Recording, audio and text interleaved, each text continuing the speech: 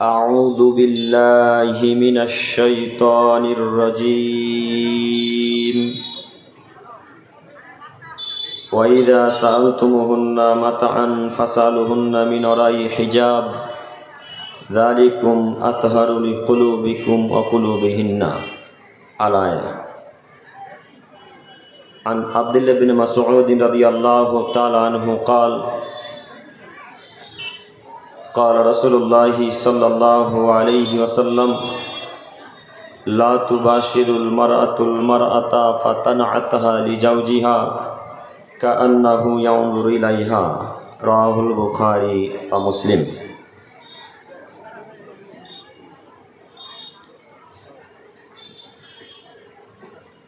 عن أبي جعيد رضي الله تعالى عنه قال قال رسول الله صلى الله عليه وسلم ما تركت بعدي فتنة أضر على الرجال من النساء رواه مسلم والمشكات. সম্মানিত সভাপতি সাহেব ও ওলামায়ে কেরামগণ ও আমার সামনে বসে থাকা দিনী ভাই ও পর্দার আড়ালে মা ও বোনেরা, প্রশংসা আল্লাহ সুবহানাহু ওয়া তাআলার জন্যই। শান্তি অবতীর্ণ হোক আল্লাহ রাসূলের উপর সাল্লাল্লাহু আলাইহি ওয়াসাল্লাম। সম্মানিত উপস্থিতি, বক্তব্য শুরু করার প্রথমেই আপনাদের সাথে আমার জরুরি কয়েকটি কথা, যে বিষয় আপনারা নির্ধারণ করে দিয়েছেন সেই বিষয়ের উপরে বক্তব্য চলবে ইনশাল্লাহ। তার আগে আমি নিজের পক্ষ থেকে জরুরি কয়েকটি বাক্য বলতে চাচ্ছি। তার এক, আমি যতদূর জানি আপনাদের মহালদারপাড়া, রামপুরা, কৃষ্ণসাইল, পিছনে লক্ষ্মীজোলা, গঙ্গাপ্রসাদ, বাবুপুর, আমি যতদূর জানি এবং আমার আব্বুর মুখে শোনা যে এই গ্রামের মানুষগুলো খুব শিক্ষিত। কারণ আমার আব্বু মাঝে মাঝে বলতেন যে এই এলাকার মানুষগুলো খুব কঠোর আহলে হাদিস। তার কারণ আপনি জানেন কি, আমাদের পুরনো বাড়ি হচ্ছে গঙ্গাপ্রসাদ, আমাদের জন্ম যেহেতু ওখানে, কিন্তু আসল বাড়ি আমাদের গঙ্গাপ্রসাদ, সকলেই চিনবেন আশা করি।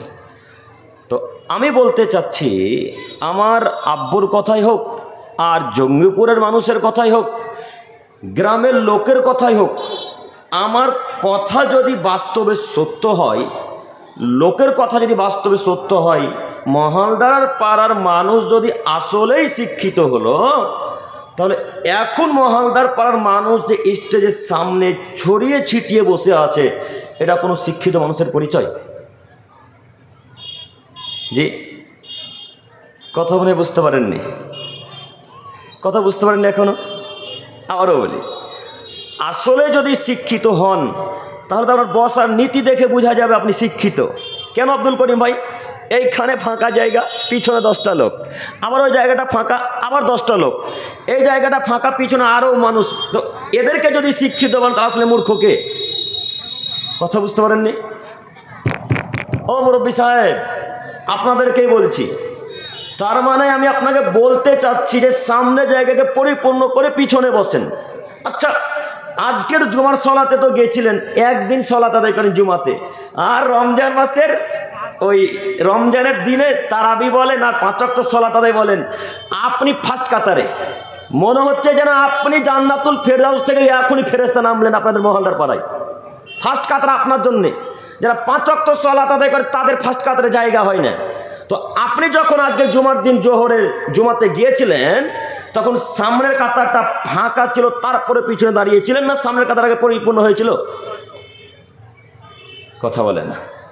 আরও একটা কথা বলি, আমি যতক্ষণ কথা বলবো আপনারা একটু আমার সাথে কথা বলবেন ইনশাল্লাহ। ইনশাল্লাহ ইনশাল্লাহ। তো জোহরে জুমার সলাতে যখন গিয়েছিলেন তখন সামনের কাতার কি ফাঁকা ছিল? ছিল না। তো এখন সামনের কাতার ফাঁকা কেন? সামনে জায়গাগুলো ফাঁকা কেন? তার ও আপনারা এখনো বুঝতে পারেননি মনে হয়। আশ্চর্য। আমি কাকে বলছি কথাগুলো? আপনাদেরকেই তো বলছি। পিছনে কেন? সামনে এসে বসার চেষ্টা করুন। হাজারো জায়গা, হাজার হাজার মানুষ এখনো আটবে, আপনার পিছনে মানে? আপনাকে আমি অনুরোধ জানাচ্ছি, সামনের কাতার পরিপূর্ণ করুন, তারপরে পিছনে দাঁড়ান। একটু আপনারা একটা হাদিস শুনেছেন বুখারী মুসলিমের, আল্লাহ নবী বলছেন লা ইয়ালামুনা মা তা'লামুন, আমি যা জানি তোমরা যদি জানতে তাহলে কম কম হাসতে এবং বেশি বেশি করে কান্নাকাটি করতে। একটা হাদিস। আর একটা হাদিস বলি, তারপর দুইটা হাদিসের ব্যাখ্যা একসাথে। আমাদের নবী মুহাম্মদ সাল্লাল্লাহু আলাইহি সাল্লাম বললেন, এ আদমের ছেলে মেয়ে তোমরা শোনো, আদমের ছেলে তোমরা শোনো, তোমরা যদি জানতে যে ফার্স্ট কাতারে সলাতে দাঁড়ানোর কত নেকি এবং আজান দেওয়াতে কত নেকি, তাহলে তোমরা টিকিট করতে। টিকিট, হাদিস তো বুখারী মুসলিম। আব্দুল করিম ভাই, আপনি যে নতুন কথা বললেন, আপনি অন্য দিনের আলোচনাতে বলেছেন টিকিট কাটা হারাম, আজকে বলছেন সলাতের প্রথম কাতারে দাঁড়ানোর যদি ফজিলত মানুষ জানতো, মহলদার পাড়ার মানুষ, তাহলে টিকিট করতো। জি, এ কথাই সত্য। বুখারী মুসলিম, মানুষ যদি সলাতের ফজিলত জানতো, প্রথম কাতারে দাঁড়ানোর নেকি কত জানতো, আজান দেওয়ার নেকি কত জানতো, তাহলে এরা টিকিট করতো, ঝগড়া করতো, আমি আজান দেবো, আমি ফার্স্ট কাতারে দাঁড়াবো। আসলে আমরা জানি না, তাই ঝগড়া করি না, তো টিকিট করতো। তো আব্দুল করিম ভাই, টিকিটের ব্যবসা যে হারাম, জি এ কথাও সত্য, টিকিটের ব্যবসা হারাম। তবে ওই টিকিট কাটা যায় যে টিকিটের টাকার কোনো হারজিত নেই। কথা বুঝতে পারেননি? ওই টিকিট কাটা হালাল যে টিকিট টাকার কোনো হারজিত নেই। আর ওই টিকিট কাটা হারাম যে টিকিট মহলদার পাড়া বাজারে বিক্রি হচ্ছে, ওই মোড়খানে দেখেননি? একটা লোক চেয়ার নিয়ে এইভাবে একটা টেবিল নিয়ে টিকিট বিক্রয় করছে, ওই টিকিট কাটা যায় না, ওই টিকিট কাটা হারাম। অথচ মহলদার পাড়ার মোড়ে, রামপুরার মোড়ে, আরও যে জায়গাতে বিক্রয় হচ্ছে, জঙ্গিপুরে বলেন আর ব্রিজের মুখে বলেন, যেখানে যারা টিকিট বিক্রয় করছে 100টার মধ্যে 99টা মানুষ যারা টিকিট বিক্রয় করছে তারা মুসলমানের বাচ্চা। কথা মিলল না মনে হয়? কথা মিলল? যারা টিকিট বিক্রয় করছে এরা প্রায় মুসলমানের বাচ্চা। তো এরা যে টিকিট বিক্রয় করছে, এরা কি জানে এগুলো হারাম? এরা আসলেই জানে। প্রতিদিন প্রায় জমাতে বক্তব্য শুনে যে টিকিট বিক্রয় করা হারাম, টিকিট কাটা হারাম, মানে না কেন? নিজেকে মানুষ মনে করে না, তাই নিজেকে পশু প্রাণী মনে করে, তাই মানতে পারে না। একটু এখানে আমি আবারও আসবো। 1 2, আমি যতক্ষণ কথা বলবো আপনারা যদি কথা বুঝতে পারেন তাহলে হ্যাঁ বলবেন, আর বুঝতে না পারলেও বলবেন বুঝতে পারিনি ভাই, আর একবার বলেন। ইনশাল্লাহ, ইনশাল্লাহ হবে না? ইনশাল্লাহ। 3, মাইকের আওয়াজ যতদূর পর্যন্ত যাচ্ছে, আমি আমার সমস্ত দিনই ভাই ও বোনদেরকে আমি অনুরোধ করছি, রাস্তাতে ব্যস্ততা না দেখিয়ে, রাস্তাতে আড্ডা না মেরে, বাজার ঘাটে আড্ডা না মেরে আপনি আমাদের স্টেজের সামনে আসার চেষ্টা করুন। ইনশাল্লাহ আমি আপনার কোনো না কোনো উপকার করবই করবো ইনশাল্লাহ। একটু আমার দিনী ভাইয়েরা যারা রাস্তাতে দাঁড়িয়ে আছেন, আপনাদেরকে বলছি যদি বক্তব্য শুনতে ভালো লাগে তো স্টেজের সামনে আসেন, নয়তো চলে যান। হাজার যুবক রাজা বাজারে ঘুরছে, আপনিও ঘুরেন, কেন দাঁড়িয়ে আছেন? হাজার যুবক তার গার্লফ্রেন্ডকে নিয়ে রাস্তাতে ঘুরছে, আপনিও ঘুরেন, আপনি দাঁড়িয়ে আছেন কেন? আপনার লজ্জা হয় না? আপনি এখানে আমি বক্তব্য রাখব কোন হাদিসের, আর আপনি রাস্তাতে দাঁড়িয়ে থেকে আমাদের বক্তব্য শুনবেন, এটা কেমন লাগে? আমরা মেনে নিতে পারছি না।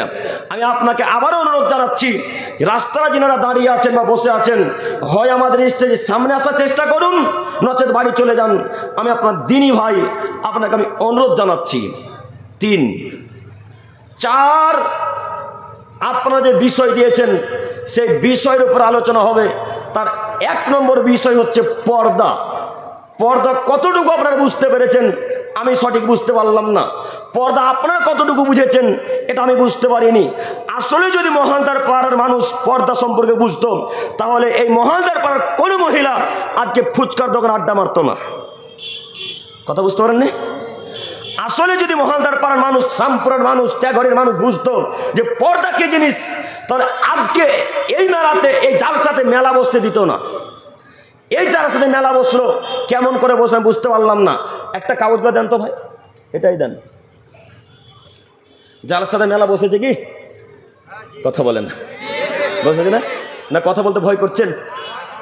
চেয়ারে আমি আছি গো, মারলে মহলদার পাড়ার মানুষ আমাকে মারবে, আপনাদেরকে নয়, তাই না? আমাকে মারবে। একটু এখানে দেখেন তো, বিশাল লেখা তো গো। মহালদার পাড়া জনকল্যাণ সমিতির পরিচালনায় নাজমুল হুদা ও হিফজুল মাদ্রাসার প্রচারণায় এক বিরাট তাবলিগি কি জালসা, এক বিরাট তাবলিগি জালসা। এইবার এইখানে যদি লেখা থাকতো এক বিরাট তাবলিগি মেলা, তাহলে আমি আব্দুল করিম আমিনুল ইসলাম আপনাদের মহালদার পাড়ার মানুষকে একবার বলতাম না মেলা বসলো কেন। আমি আব্দুল করিম আমিনুল ইসলাম একবার বলতাম না মহালদার পাড়া ত্যাগরি রামপুরার মানুষকে, গঙ্গা প্রাসাদের মানুষকে যে মেলা বসলো কেন। তাহলে কি এই গ্রামের মানুষ সবাই কাপুরুষ হয়ে গেছে? তাহলে কি গ্রামের মানুষ কেউ পুরুষ নয়, সব কি কাপুরুষ? আপনি 4 দিলেন মেলা বসলো কেন? আশ্চর্য। এটা কি হিন্দুদের মেলা? আশ্চর্য। এটা কি খ্রিস্টানদের প্রোগ্রাম? আশ্চর্য। এটা কি ইহুদিদের প্রোগ্রাম? আপনি মুসলমানের বাচ্চা, মুসলমান ঘরে জন্মগ্রহণ করেছেন, আপনার প্রোগ্রামে মেলা বসবে মানে?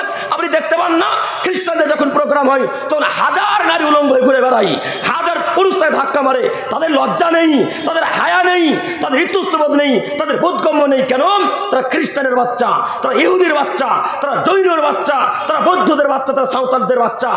এখন আমি এই মহালদার মানুষকে বলতে চাচ্ছি, যত পুরুষের স্ত্রী, যত মানুষ মহিলার পুরো ঘোরাঘুরি করছে, যত নারী এই মহালদার বাজারে ঘোরাঘুরি করছে, তাহলে কি এরা খ্রিস্টানদের চাইতো খারাপ? তাহলে কি এরা বৌদ্ধদের চাইতো খারাপ? তাহলে কি এরা নাসারাদের চাইতো খারাপ? যদি নাসারাদের চাইতে খারাপ নাই হলো, তা আপনার কোনো এখন ফুচকা দোকান আছে কেন? ওকে আমি ঠকাবো বেটা? আমি জঙ্গিপুর সন্তোষপুরে তোমার মেয়েকে বাধা দিতে আসবো আর তুমি বাধা দিবে? তোমার মেয়েকে বলা লাগবে, রহিমা ফুচকা দোকানে গেছিস, তাও তো ভেঙে দেবো বলে, চল বেরো এখান থেকে। কে তো কাজ করেছে ফুচকার দোকানে? দেখেন আপনার মেয়ে এখন ফুচকার দোকানে আছে। আমি জঙ্গিপুর থেকে জেনা করতে নিয়ে এসেছি আমার মেয়েকে। আমার মেয়ে তো এত বড় হয়নি, এখন আমার মেয়ে ছোট আছে। আমার বোনকে জেনা করতে নিয়েছি মহলদার পাড়ায়, আপনার মেয়ে জেনা করছে, আপনার স্ত্রী জেনা করছে। এখন আব্দুল করিম ভাই কথা হিসাব করে বলিয়েন, নয়তো গাড়ির চাকা কিন্তু এগোতে দেবো না। হিসাব করে কথা বলিয়েন, যে মহালদার পাড়ার মানুষকে হিসাব করে কথা বলতে আপনি বিশ্বাস রাখুন।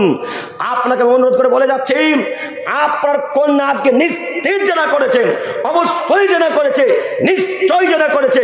কেমন করে আব্দুল করিম ভাই? আমাদের নবী বলছেন, 2 চোখের জানা জেনা 2 চোখ দিয়ে দেখা, হাতের জেনা স্পর্শ করা, পায়ের জেনা ওই পথে চলা, আর অন্তরের জেনা অন্তরে পরিকল্পনা করা। আচ্ছা, একজন মহলদার পাড়ার মানুষ বা রামপুরা মানুষ কেউ যদি এখানে উপস্থিত থাকেন বা গঙ্গা প্রাসাদের মানুষ উপস্থিত থাকেন, একজন হাত তুলে বলেন যে আজকে আমার মেয়ে রাস্তাতে ঘোরাঘুরি করছে, কোনো যুবকে ধাক্কা মারেনি? একজন বলেন, পারবেন না? না কথা বলেন, কথা বুঝতে পারেননি? কেউ হাত তুলবেন না? তার মানে বাক্যের বিবরণ দ্বারা বোঝা যাচ্ছে যে আপনার মেয়েকে ধাক্কা মেরেছে, তাই না?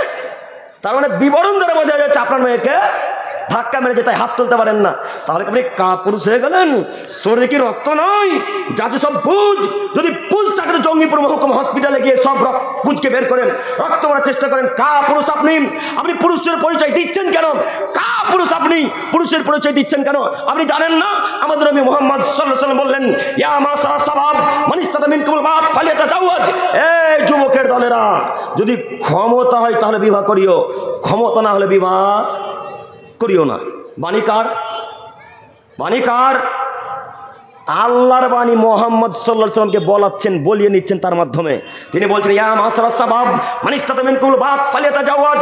এই সারা পৃথিবীর যুবকের দল, এই পৃথিবীর পুরুষেরা, ক্ষমতা যদি হয় তাহলে বিবাহ করিও, ক্ষমতা না হলে বিবাহ করিও না। আব্দুল করিম ভাই, ক্ষমতা হয়নি মানে? কেরালা কাজে যাই, মাসে 40,000 টাকা ইনকাম করি, ক্ষমতা নেই? কে বললো ক্ষমতা নেই? এই তো আমার 40,000 টাকা ইনকাম, তার মানে আপনার ক্ষমতা আছে, মানলাম। আব্দুল করিম ভাই, এখন বর্তমান নাসার বৈজ্ঞানিকরা প্রমাণ করেছে যে সব থেকে বেশি যৌন ক্ষমতা থাকে এই সিদ্ধারাতে, এই যে দাঁড়িতে, প্রত্যেকের নেই? এই দাঁড়িতে যুবকদের সব থেকে বেশি নাকি যৌন ক্ষমতা থাকে, আর একটা হচ্ছে টাকনুতে। আচ্ছা যাক, আমি এদিকে যেতে চাইছি না। এই সিদ্ধারিতে যৌন ক্ষমতা থাকা আর হাতে 20-40,000 টাকা থাকার নামে কি ক্ষমতা? কথা বুঝতে পারেনি? কথা কি আমার বুঝতে পারেন না? এই যে আপনাদের পাশেই বাংলাদেশ গো, বাংলাদেশের বক্তব্য শোনেন না? শোনেন না? কথা শেষ হতে না দেয়, ঠিক বলেছেন। এইভাবে চেঁচাই, আমি ওইভাবে চেঁচা পছন্দ করি না। ওরা এমনভাবে চেঁচাবে, মাঝে মাঝে বক্তাকে ভয় খাইয়ে দেয়। আমিও ভয় খেয়ে যাই মাঝে মাঝে যখন বাংলাদেশ যাই। তো আপনাদেরকে আমি ওইভাবে চেঁচাতে বলছি না, আপনারা কি আমার কথা বুঝতে পারছেন? আপনাকে আল্লাহ নবী বললেন ক্ষমতা যতদিন না হবে ততদিন বিবাহ করতে নিষেধ করলেন। তো টাকার নাম কি ক্ষমতা? কি না, টাকার নাম তো ক্ষমতা নয়। চোখ যেদিকে ঘুরবে বউ বাচ্চা সেদিকে ঘুরবে, তার নাম ক্ষমতা। চোখ যেদিকে ঘুরবে বউ বাচ্চা সেদিকে ঘুরবে, তার নাম ক্ষমতা। কেমন ক্ষমতা প্রয়োগ করলেন? আপনার কন্যা এখন পুরুষের সাথে যুবকদের সাথে একসাথে ফুচকা খাচ্ছে। জান দেখাছেন মোরখানে, জান দেখাছেন মোরখানে। আমি তো এলাম কিছুক্ষণ আগে, আধ ঘন্টা আগে এলাম মনে হয়, মোটামুটি 1 ঘন্টা আগে আমি দেখলাম ফুচকা খাচ্ছে। আমার মেয়ে আমি ঠাকাবো? আমি জঙ্গিপুর থেকে মহালদার পর প্রতিদিন বাধা দিতে আসবো যে রহিমা ফুচকা তোমার যেতে হয় না বেটি, কেন গিয়েছো? আমি বলতে আসবো কা পুরুষ? আপনাকে বল লাগবে, আমি কেন বলবো? একটু আপনাকে আমি অনুরোধ জানাচ্ছি, ওই যে কন্যাটা ফুচকা দোকানে ফুচকা খাচ্ছে, আব্দুল করিম ভাই তাহলে কি ওই মেয়েটা ফুচকা খাবে না? খাবে। ওই মেয়েটাই ফুচকা খাবে, মহিলারাই ফুচকা বেশি খায়। আব্দুল করিম ভাই আরেক যাবতীয় জিনিস প্রয়োজন মেয়েটার, কি করবে এখন? এখন ওই মহিলার যা যাবতীয় প্রয়োজন রাত্রেবেলা এখন কে এনে দিবে? কে? কথা বুঝতে পারলাম না। বাবা কিংবা স্বামী কিংবা ভাই, এক কথায় পুরুষ মানুষ এনে দিবে, মহিলা মানুষ যাবে না। ফুচকা খাওয়া যদি প্রয়োজন হয়, ঝুড়ি জিলাপি খাওয়া যদি প্রয়োজন হয়, আর ইত্যাদি ইত্যাদি যাবতীয় জিনিস খাওয়া যদি প্রয়োজন হয়, তাহলে এনে দেবে পুরুষ মানুষ, মহিলা মানুষ যাবে না। তাহলে কি আপনারা বলতে চাচ্ছেন মহালদার পাড়াতে কেউ পুরুষ হয়ে সব হিজড়া নাকি? হ্যাঁ, কে বোঝাবে একে? আপনার মেয়ে বাজারে ঘুরছে, আমার মেয়ে এসেছে। আপনার মা বাজারে ঘুরছে, আমার মা আসেনি। আপনার বোন বাজারে ঘুরছে, আমার বোন আসেনি। কা পুরুষের পরিচয় দিনে শতদিন বক্তব্যের মাঝে বলেছি, আপনারা এখন ঘুরেন কি করতে বক্তব্য শুনতে এসেছেন? আপনি মনে করেছেন বক্তাদের বক্তব্য শুনেন হাদিস কোরআনকে মান্যতা দিয়ে জান্নাত কিনে নেবো? জি না, অসম্ভব। বক্তব্যের বিষয় ভুল, এ বাক্য ভুল ধারণা। বক্তাদের বক্তব্য শুনে জান্নাত হবে না যতক্ষণ পর্যন্ত নিজের পরিবারকে, নিজের স্ত্রীকে, নিজের কন্যাকে যতদিন পর্যন্ত কন্ট্রোল না করতে পারবেন, নিজের স্ত্রীকে, নিজের মাকে, নিজের বোনকে যতদিন নিজের আয়ত্তে না নিয়ে আসতে পারবেন, ততদিন জান্নাত হবে না। আব্দুল করিম ভাই প্রমাণ আছে কি? জি প্রমাণ আছে বলে এত জটিল কঠিনভাবে বলা। দেখেন তো প্রমাণটা মিলে কিনা। আম্মার ইবনে ইয়াসার রাদিয়াল্লাহু তাআলা আনহু বলেন, রাসূল সাল্লাল্লাহু আলাইহি সাল্লাম বললেন, সালাসাতুন কদ হারামাল্লাহু আলাইহিম আল জান্নাহ। একটু আমার দিকে তাকান, একটু আমার দিকে তাকান। মুখ নিচের দিকে রাখেন না ভাই, মুখ নিচের দিকে রাখলে আপনি বক্তব্যের বাক্য বুঝতে পারবেন না। তখন বাজারে গিয়ে বললেন আব্দুল করিম ভাই কী যে বললো বুঝতে পারলাম না, তো তখন কি আমি দোষী হব? তো আপনাকে তাহলে আমার দিকে এক খেলে চেয়ে থাকতে হবে। আমি তো আর কেসা কাহিনী বলবো না ভাই যে আপনি বাদাম খাবেন আর বক্তব্য শুনবেন। একটু আমার দিকে এক খেলে তাকান, দেখেন তো আপনার বাক্য আমার এই রাসূলের বাণীর সাথে মিলে কিনা। আল্লাহ নবী বললেন, সালাসাতুন কদ হারামাল্লাহু আলাইহিম আল জান্নাহ। এই পৃথিবীর মানুষ শোনো শোনো শোনো, 3 শ্রেণীর মানুষের উপরে আল্লাহ আজ থেকে 1450 বছর পূর্বে জান্নাতকে হারাম করে দিলেন। কে হারাম করেছেন? কে? আল্লাহ। 3 শ্রেণীর মানুষের উপরে আমাদের আল্লাহ সুবহানাহু ওয়া তাআলা আজ থেকে 1450 বছর পূর্বে জান্নাতকে হারাম করে দিলেন। তার 3য় নম্বর শ্রেণীর মানুষ হচ্ছে আদ-দায়ুস আল্লাযী ইউকিরু ফি আহলিহিল খাবাস। ওই ব্যক্তির উপর জান্নাত হারাম যেই ব্যক্তি বেহায়াপনার পরিচয় দেয়। ওই ব্যক্তির উপর জান্নাত হারাম যে ব্যক্তি দায়ুস। আব্দুল করিম ভাই দায়ুস বাক্যটা তো আরবি বাক্য, বুঝতে পারলাম না, একটু বাংলাতে বলেন না। আব্দুল করিম ভাই দায়ুস শব্দটা তো আরবি, বাংলাতে বলেন। জি একটু বাংলাতে বলি, দেখেন তো দেখি। বাংলা বাক্য হচ্ছে যে নিজের পরিবারকে বেহায়াপনার সুযোগ করে দেওয়া, নিজের মেয়েকে বেহায়াপনার সুযোগ করে দেওয়া, নিজের স্ত্রীকে বেহায়াপনার সুযোগ করে দেওয়া, নিজের ছেলেকে বেহায়াপনার সুযোগ করে দেওয়া, এর নাম দায়ুস। এটা আরবি বাক্য, বাংলাতে বেহায়াপনার সুযোগ দেওয়াকে দায়ুস বলা হয়। তো আমাদের নবী বললেন 3 শ্রেণীর মানুষ জান্নাতে যাবে না। তার 3য় নম্বর বাক্যে আল্লাহ নবী যাকে নিয়ে এসেছেন তারা হলো দায়ুস। একটু দায়ুস কি আব্দুল করিম ভাই? যার কন্যা আজকে বাজারে ঘুরছে। আব্দুল করিম ভাই দায়ুসকে? যার ছেলে আজকে প্যান্ট টাকলো নিচে পড়ে আছে। আব্দুল করিম ভাই দায়ুসকে? যার স্ত্রী আজকে বাজারে ঘোরাঘুরি করছে। কথা বুঝতে পারেননি মনে হয়। দায়ুসের বাক্যটা কি বোঝা গেল? এরাই দায়ুস। এখন আপনি বিবেচনা করেন, আপনার মেয়ে ঘুরছেন, আমার মেয়ে ঘুরছে। এখন আপনি দেখেন আপনার স্ত্রী বাজারে ঘুরছেন, আমার স্ত্রী বাজারে ঘুরছে। এখন যত যুবকের স্ত্রী বাজারে ঘুরছেন, যত মুরব্বীদের স্ত্রী বেটি কন্যারা বাজারে ঘুরছে, এরা সব দায়ুস, এরা সব দায়ুস, এরা সব কাপুরুষ, এরা জান্নাতে যাবে না। বাক্য আমার নয়, একটা বাক্য মনে রাখবেন। এই মহলদার পাড়ায় নিজের পক্ষ থেকে একটা বাক্য বলে জাহান্নাম কিনতে আসেনি। মহলদার পাড়ায় নিজের পক্ষ থেকে একটা বাক্য বলে জাহান্নাম কিনতে আসেনি। মহলদার পাড়ায় জান্নাত কিনতে এসে আপনি হিসাব করে চলিয়েন। আমাদের নবী মুহাম্মদ সাল্লাল্লাহু আলাইহি ওয়াসাল্লাম বললেন, মান কাযাবা আলাইয়া মুতাম্মিদান ফালিয়াতাবাওয়া মাকাদাহু মিনান নার। এই পৃথিবীর আলেমরা এই পৃথিবীর বক্তাগণেরা, হে সারা পৃথিবীর মানুষ তোমরা শোনো, আমার ব্যাপারে হাজার হাজার কথা বলো, আমার ব্যাপারে লক্ষ কোটি কথা বলো, আমার ব্যাপারে যা জানো তাই বলো। আমার ব্যাপারে কথা বলতে গিয়ে যদি নিজের পক্ষ থেকে একটি কথা বানিয়ে বলো, তাহলে তোমার থাকার জায়গা জাহান্নাম। আমি বক্তব্য দিয়ে মহালদার প্রায় জাহান্নাম কিনতে আসেন, আপনি হিসাব করে চলিয়েন না। আপনি মনে করিয়েন না আপনাকে আমি ছাড় দিয়ে কথা বলতে এসেছি। জি না, আপনাকে আমি ছেড়ে কথা বলতে আসিনি। মারবেন স্টেজ থেকে নেমে মেরে নেন বা এখন মেরে নেন, হিসাব তো পরকালে আছে, তাই না? আমি আপনাকে ভয় করে বক্তব্য রাখিনি মুরব্বী সাহেব, আপনাদের কমিটিকে ভয় করে বক্তব্য রাখতে আসেন, হিসাব করে চলিয়েন। আমি আপনার এতটুকু দাম দিই না যতক্ষণ পর্যন্ত কোরআন হাদিস আছে, আমি আপনার এতটুকু দাম দিই না যতক্ষণ পর্যন্ত কোরআন হাদিস আছে। আপনি বিশ্বাস করুন, আপনার মেয়ে ঘোরাঘুরি করছে আপনি দায়ুস, আপনার ছেলের প্যান্ট টাকানো যে পড়ছে আপনি দায়ুস, আপনার পরিবারের ছেলে মেয়ে সালাত আদায় করেন আপনি দায়ুস। দেখেন তো বাক্য মিলল কিনা? আমাদের নবী বললেন 3 শ্রেণীর মানুষ জান্নাতে যাবে না, তার 3য় নম্বর শ্রেণীর মানুষ দায়ুস। বাক্যটা কি আপনার সাথে মিলল? বাক্যটা কি আপনাদের সাথে মিলেছে? মিলে যায় যদি, তাহলে আমি আশাবাদী আজকের পর থেকে মহালদার পর কোনো পুরুষ মানুষের স্ত্রী, কোনো পুরুষ মানুষের কন্যা, কোনো মানুষের মহিলারা আজকে থেকে রাস্তাতে বেহায়া নগ্নতা হয়ে চলাচল করবেন ইনশাল্লাহ। ইনশাল্লাহ কথা কি বোঝা যায়নি? বোঝা গেছে কথা না? আজকের পর থেকে চলবেন ইনশাল্লাহ।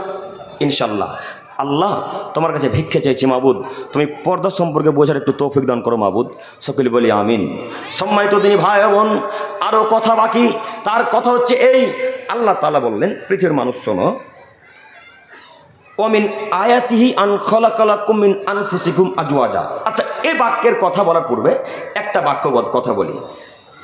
যাদের ব্যাপারে আল্লাহ নবী সাল্লাল্লাহু আলাইহি সাল্লাম আজ থেকে 1450 বছর পূর্বে সরাসরি জাহান্নামে যাবে বলে ঘোষণা করেছেন, তাদের মধ্যে অন্যতম হচ্ছে বেপর্দা নারী। বেপর্দা নারীরা সরাসরি জাহান্নামে যাবে বলে আল্লাহ নবী সাল্লাল্লাহু আলাইহি সাল্লাম একাধিক হাদিসে বর্ণনা দিয়েছেন। যাদের ব্যাপারে আজ থেকে 1450 বছর পূর্বে আমাদের নবী মুহাম্মদ সাল্লাল্লাহু আলাইহি সাল্লাম বলেছেন জাহান্নামে যাবে, তাদের মধ্যে অন্যতম হচ্ছে ওই সমস্ত নারী যারা তার স্বামীর কথাকে অগ্রাধিকার দেয় না, ওই সমস্ত নারী যারা তার স্বামীর কথাকে মান্যতা দেয় না। একটু এখানে হাজার যুবক আছেন বিবাহিত অবিবাহিত আমি জানি, এখানে হাজার মুরব্বী সাহেব আছেন বিবাহিত অবিবাহিত আমি জানি। একটু আপনাদেরকে অনুরোধ করে বলি, আপনি আপনার স্ত্রীকে এই বাক্যটুকু অন্তত বুঝান, এ রহিমা শোনো, তুমি যত ইবাদত করো না কেন, আমি স্বামী যদি রাজি না হই, আমি স্বামী যদি খুশি না হয়, তো তোমার এই সলাৎ কোনো কাজে আসবে না। আর এ কথাই চূড়ান্ত সত্য, এ কথাই চূড়ান্ত। আমি ফ্যান নিব না ভাই, ঘুরিয়ে দেন, পুরোটাই ঘুরিয়ে দেন। হ্যাঁ, আমাকে ফ্যান দিবেন না। আর এ কথাই চূড়ান্ত সত্য, স্বামী যতক্ষণ রাজি না হয়েছে ততক্ষণ পর্যন্ত আল্লাহ রাজি হয়নি। কথা বুঝতে পারেননি? আপনার স্ত্রী হয়তো আসেনি, এখনো বাজারে ঘুরছে, ও বক্তব্য বুঝতে পারবে না, আপনি বাড়িতে গিয়ে বলবেন ইনশাল্লাহ, বলবেন ইনশাল্লাহ। ইনশাল্লাহ একটু এই বাক্য বলে আপনাকে বোঝাতে চাচ্ছি, নারীরা এমনই নারী, ঈমান ধ্বংসের কারণ হাজারো পৃথিবীতে আছে, ঈমান ধ্বংসের কারণ হাজারো পৃথিবীতে আছে। তার মধ্যে একটা বড় কারণ হচ্ছে শিরক। কেউ যদি শিরক করে তাহলে তার ঈমান নষ্ট হয়ে যায়, তার অন্তরে ঈমান থাকে না। কেউ যদি বেদাত করে তাহলে তার অন্তর থেকে ঈমান চলে যায় আস্তে আস্তে, তার অন্তরে ঈমান থাকতে চায় না। ঠিক তেমনই ঈমান ধ্বংসের কারণ আল্লাহ নবী অনেকটা পেশ করেছেন। তার মধ্যে 1 নম্বর আল্লাহ নবী নিয়ে এসেছেন বেপর্দা নারী। মহিলারা যত তাড়াতাড়ি পুরুষের ঈমানকে নষ্ট করতে পারে, মহিলারা পুরুষের ঈমানকে যত তাড়াতাড়ি নষ্ট করতে পারে, তত তাড়াতাড়ি নষ্ট শয়তান করতে পারে না। শয়তানের চক্রান্ত থেকে নারীদের চক্রান্ত অতীব শক্তিশালী। আল্লাহ এক জায়গায় বলছেন, ও পৃথিবীর মানুষ শোনো শোনো শোনো, শয়তানের চক্রান্ত তো শক্তিশালী, শয়তানের চক্রান্ত তো শক্তিশালী করা সারা পৃথিবীর মানুষ জানেন। শয়তানের চক্রান্তের থেকে লক্ষ কোটি গুণ বেশি চক্রান্ত শক্তিশালী হচ্ছে নারীদের চক্রান্ত। নারীদের চক্রান্তের কাছে শয়তানের চক্রান্ত বাম হাতে জায়গা পায় না, কোনো জায়গায় পাবে না শয়তানের চক্রান্ত নারীদের কাছে। নারীরা কেমনভাবে যে চক্রান্ত করে, শয়তান তাদের কাছে হার মানে। তাহলে এখন আপনি বলেন, আপনাকে কোন কৌশলে আপনার ঈমান ধ্বংস করবে আপনি বুঝতে পারবেন। একটু এবার একটা আয়াত পেশ করে আমি সামনের দিকে এগিয়ে যেতে চাইছি, একটু আপনারা আমার দিকে এক খেলে চেয়ে থাকেন। মহান আল্লাহ তাআলা বলেন, ওমিন আয়াতিহি আন খালাকালাকুম মিন আনফুসিকুম আজওয়াজা।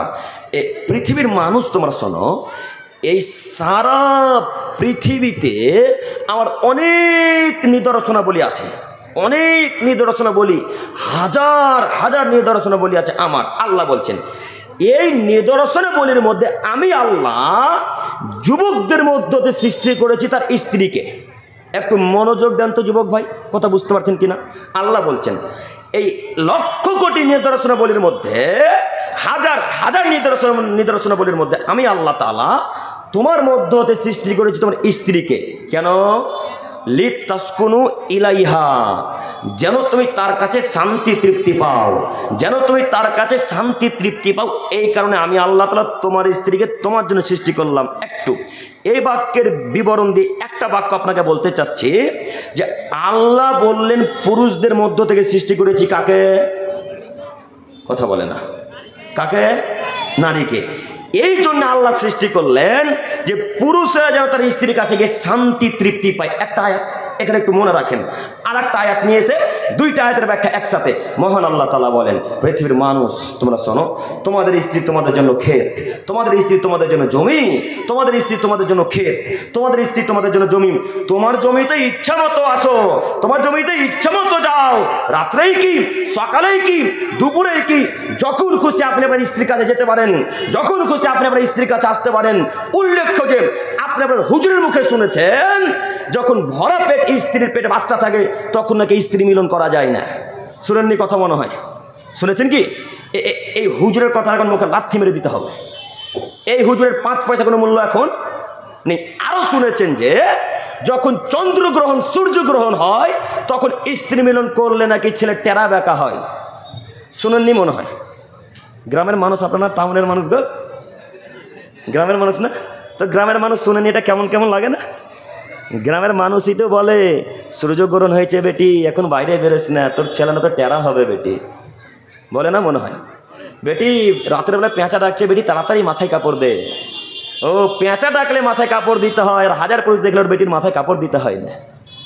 এই তো আমাদের মহিলাদের নীতি, এটা আমাদের পুরুষদের নীতি। একটু আমি বোঝাতে চাচ্ছি যে আল্লাহ বললেন তোমার স্ত্রী তোমার জন্য জমি। একটু এই পিছনে যে ভুট্টার চাষ করছেন আপনারা বা পাটের চাষ করছেন, এই জমিটা এই মহাদের কোনো একটা লোকের বা কোনো এক গ্রামের হলো, এই লোকটা তার জমিতে রাত্রে গেলে কি আর বৈকালে গেলে কি আর সন্ধ্যায় গেলে কি কেউ মহাদের মানুষটাকে বাধা দেবে? কেউ বাধা দেবে? কেউ বাধা দিবে না। ঠিক তেমনই আপনার স্ত্রীকে আপনি রাতে যান, সকালে যান, বৈকালে যান, গভীর রাত্রে যান, যখন খুশি তখন যান, কেউ বাধা দেওয়ার ক্ষমতা রাখে না। উল্লেখ্য যে রমজান মাসে আপনি আপনার স্ত্রীর কাছে দিনের বেলা যেতে পারেন না, যতক্ষণ সিয়াম আছে ততক্ষণ আপনার স্ত্রীর কাছে যেতে পারেন না। একটু আমি যে বাক্য বলতে গিয়ে এত দূর চলে এলাম সেটা হচ্ছে এই প্রথম আয়াতে আল্লাহ বললেন তোমার স্ত্রী তোমার জন্য, আমি তোমার জন্য সৃষ্টি করেছি যেন তুমি তার কাছে শান্তি তৃপ্তি পাও। এই বাক্যে আল্লাহ বললেন তোমার স্ত্রী তোমার জন্য ক্ষেত, তোমার স্ত্রী তোমার জন্য জমি, তোমার স্ত্রী তোমার জন্য ক্ষেত, তোমার জমিতে ইচ্ছে মতো যাও, তোমার জমিতে ইচ্ছে মতো আসো। একটু এবার আপনাকে বলি, আপনি মোহরানা দিলেন, ঈদের বাজারে কত টাকা দিয়ে জামা দিয়েছেন, পাখি জামার কী কী জামা যেন এখন নাকি একটা নতুন জামা উঠেছে কি ওই পাকিস্তানি, বাহ জাযাকাল্লাহু খায়রান, ভালোই পারছেন তো আপনি। ওই পাকিস্তানি জামা এখন নাকি পাকিস্তানি জামা উঠেছে, খুব নাকি ভাইরাল জামাটা। এই জামা আপনি আপনার স্ত্রীকে কিনে দিলেন, আপনার কন্যাকে কিনে দিলেন। আচ্ছা মোহরানা দিলেন আপনি 5,000 টাকা। কথা বোঝা যায় না মনে হয়? কথা বোঝা যাচ্ছে না? মোহরানা দিয়ে বিভাগ করে নিয়ে এসেছেন রামপুরা থেকে এই মহলদার পাড়ায়। এবার বুঝতে পারেন ভালো করে, মহলদার পাড়া থেকে জঙ্গিপুর থেকে মোহরানা আদায় করে 5,000 টাকা দিয়ে এই গ্রামের যুবক একটা এইখানে নিয়ে এসেছে। তো 5,000 টাকা মোহরানা দিলেন, ওই পাকিস্তানি জামাও ক্রয় করে দিলেন, শাকসবজি প্রতিদিন তো দিচ্ছেন, সায়া বেলাজ আরও কী কী যেন কিনে দিয়েছেন, সব কিছু দিয়েছেন। এখন দেখে মজা নেবেন আপনি না ওই ভ্যান চালক? হ্যাঁ ভ্যান চালক, উনি ঠিকই বলেছেন, দেখে যে ভ্যান চালকই নিচ্ছে মজা, আসলে যে নিচ্ছে। কথা বুঝতে পারেননি মনে হয়? আরে বেহায়া মানুষ, আপনি এতটুকু ধারণা রাখতে পারলেন না? মোহরানা দিব আমি, শাকসবজি কিনে দেবো আমি, পাখি জামা আর পাকিস্তানি জামাও কিনে দেবো আমি, আর ধাক্কা মারবে ফুচকাওয়ালা। হ্যাঁ এত বড় কাপুরুষ মহলদার পাড়ার মানুষ হয়ে যায়, বুঝতে পারলাম না। এত বড় কাপুরুষ মহলদার পাড়ার মানুষ হয়ে যায়, বুঝতে পারি না। আচ্ছা আপনারা কি বলতে চাচ্ছেন এখন যে মহিলা রাস্তাতে ঢং ঢং করে বিনা বোরখায় ঘুরে বেড়াচ্ছে, এগুলো সব কি ওই খ্রিস্টানদের মেয়ে? হ্যাঁ এগুলো কি আমাদের ওই মণিগ্রামে খ্রিস্টান আছে অনেক, ওই মণিগ্রামের খ্রিস্টান কি মহলদার পাড়ায় ঘুরতে এসেছে? না এগুলো বৌদ্ধদের জৈনদের মেয়ে? সব মহলদার পাড়ার মানুষ। দেখেন তো আপনার স্ত্রী বিনা বোরখা এসেছে কিনা, আপনার কন্যা বিনা বোরখা ঢং ঢং করে ঘুরে বেড়াচ্ছে কিনা? একে বাধা আমি দিব না আপনি দিবেন? আপনাকে আল্লাহ এমনি বলেননি যে আপনার স্ত্রীকে আমি আপনার জন্য তৈরি করলাম, আপনার স্ত্রী পাড়া প্রতিবেশীকে দেখতে পারে না, তা আপনার স্ত্রী মনে হচ্ছে যেন ফ্রি। আপনি বলছেন আব্দুল করিম ভাই কেমন কথা বললেন, 10 বছর থেকে দেখছি আমি, এখন এই জালসার দিনে অন্য মানুষ দেখে মজা নেই তো দেখবে না, এই জন্য ছেড়ে দিয়েছেন বিনা বোরখায় বেহায়া হয়ে ঢং ঢং ঢং ঢং করে ঘুরে বেড়াচ্ছে, খারাপ লাগে না? বাপেরও লজ্জা নেই, ছেলেরও লজ্জা নেই, ভাইয়েরও লজ্জা নেই। বাপ বেটা ছেলে জঙ্গিপুর আমাদের সবজি বাজারে ইমানকে বিক্রি করে আজকে জালসার স্থানে এসেছে। যদি না ইমান বিক্রি করলো তাহলে মহিলার বাজারে এখন পর্যন্ত ঘোরাঘুরি করছে কেন? এখন ঘোরাঘুরি করছে? ঠেকাবেন আপনি, আমি নই। আপনাকে আবারও আমি জোরালো কণ্ঠে বক্তব্য দিয়ে বলে যাচ্ছি, মেয়ে আপনার ঠেকাবেন আপনি, কন্যা আপনার ঠেকাবেন আপনি, স্ত্রী আপনার ঠেকাবেন আপনি। আপনি যদি আমাকে দাওয়াত দেন, একদিন এসে বক্তব্যের মাঝে বলবো মহলদার পাড়ার মানুষকে, শুনুন আপনার কন্যারা এভাবে ঘোরাঘুরি করতে পারে না। এই বাক্য বলে আমি বিদায় নিব, আর কিছু বলতে পারি না। কেন? আল্লাহ বলছেন ফাযাক্কির ইন্নামা আনতা মুযাক্কির। মুহাম্মদ সাল্লাল্লাহু আলাইহি সাল্লাম বললেন, যতবার নবীর নাম নেব ততবার কি বলা লাগে? ততবার কি বলা লাগে? সাল্লাল্লাহু আলাইহি সাল্লাম। একবার সাল্লাল্লাহু আলাইহি সাল্লাম বললে 10টা রহমত আল্লাহ তাআলার পক্ষ থেকে আপনার উপরে নাজিল হয়। আল্লাহু আকবার। একবার সাল্লাল্লাহু আলাইহি সাল্লাম বললে 10টা পাপ আল্লাহ তাআলা আপনার আমলনামা থেকে কেটে দেয়। আল্লাহু আকবার। আল্লাহর মুখ দিয়ে বেরোয় না? একবার সাল্লাল্লাহু আলাইহি সাল্লাম বললে 10টা নেকি আল্লাহ তাআলা আপনার আমলনামাতে লিপিবদ্ধ করে। তো বাক্যটা কি খুব বড় না ছোট? বলতে পারবো আজকে থেকে সাল্লাল্লাহু আলাইহি সাল্লাম। তবে যেই নবী, যেই দরুদ আমাদের নবী দিয়েছেন সেই দরুদ বলবো ইনশাল্লাহ। হুজুরে দেওয়া দরুদ বলবো না। কথা বুঝতে পারেননি? হুজুরে দেওয়া দরুদ বলবো না। আব্দুল করিম হুজুরে দেওয়া দরুদ কোনটা? হুজুরে দেওয়া দরুদ মানে ইয়া নবী সালাম আলাইকা। কথা বুঝতে পারেননি মনে হয়? আর বলবো আজানের পূর্বে বলে আসসালাতু ওয়াসসালামু আলাইকা ইয়া রাসূলুল্লাহ, আছে না? মনে হয় আমি বুঝাতে পারলাম না। এগুলো হুজুরে দেওয়া দরুদ, এগুলো আমাদের নবী দেওয়া দরুদ নয়। আমাদের নবী দেওয়া দরুদ হচ্ছে দরুদ ইব্রাহিম। আমাদের নবী দেওয়া দরুদ হচ্ছে আল্লাহুম্মা সাল্লি, যেটা দরুদ ইব্রাহিম বলছেন। আমাদের নবী দেওয়া দরুদ হচ্ছে সাল্লাল্লাহু আলাইহি সাল্লাম। আমাদের নবী দেওয়া দরুদ হচ্ছে আল্লাহুম্মা সাল্লি ওয়া সাল্লিম আলা নাবিয়ানা মুহাম্মদ। এটা আমাদের দেওয়া দরুদ। আরও কিছু আছে। এই যে দরুদের 2টা নাম বল, এই 2টা দরুদ আমাদের নবী দেওয়া নয়। এই দরুদের মুখে লাথি মেরে ড্রেনে ছড়ে দিতে হবে মহলদার পাড়া। আজকের পর থেকে দরুদ বলবো না ইনশাল্লাহ। একবার সাল্লাল্লাহু আলাইহি সাল্লাম বললে 10টা রহমত, 10টা পাপ, 10টা নেকি আপনার আমলনামাতে লিপিবদ্ধ করা হয়। আজকে থেকে বলবো ইনশাল্লাহ। ইনশাল্লাহ। একটু আমি যে বাক্য বলতে চাচ্ছিলাম সেটা হচ্ছে এই, একটু আপনি আমার দিকে দেখেন তো। আল্লাহ বললেন পৃথিবীর মানুষ, আমি তোমার জন্য তোমার স্ত্রীকে সৃষ্টি করলাম, এখন তুমি দেখবে আর পাড়া প্রতিবেশী দেখতে পারে না। এখন আপনার স্ত্রীকে আপনি ঠেকান, আপনাকে জালসা শুনতে হবে না মুরব্বী সাহেব। আপনি আমার আব্বা সমতুল্য মানুষ, আপনি আমার চাচা সমতুল্য মানুষ, আপনি আমার দাদু সমতুল্য মানুষ। আপনাকে আমি অনুরোধ জানাচ্ছি, রিকোয়েস্ট করছি, আপনি চলে যান। এইখানে যতটুকু নেকি অর্জন করবেন আপনার মেয়ে বাজারে ঘুরে সব নেকিকে নষ্ট করে দেবে। উঠে চলে যান, বাড়ি গিয়ে খোঁজ নিয়ে দেখেন আপনার মেয়ে বাজারে আছে না বাড়িতে আছে। বাড়িতে যদি থাকে তাহলে জালসা শুনতে আসেন, বাড়িতে না থাকলে মেয়েকে খুঁজে বাড়ি নিয়ে যান, তারপরে জালসার স্থানে আসবেন ইনশাল্লাহ। পারবেন না? পারবেন না? আব্দুল করিম ভাই এখন যদি উঠে যায় তো আপনার স্টেজ খালি হয়ে যাবে। সবারই মেয়ে যে ঘুরছে, কজন উঠবে এখন, তাই না? কজন মহিলা বোরখা পরে আমি বুঝতে পারলাম না। সম্মানিত তিনি ভাই, এই বোরখার জায়গাতে যখন আসছি আবারও আপনার সাথে আমার কথা আছে, তার আগে আমি জরুরি আরও কয়েকটি কথা বলতে চাচ্ছি। সেটা হচ্ছে এই, আল্লাহ তাআলা বললেন করনা ফি বুয়ুতিকুন্না ওয়ালা তাবাররাজনা তাবারুজাল জাহিলিয়াতিল উলা।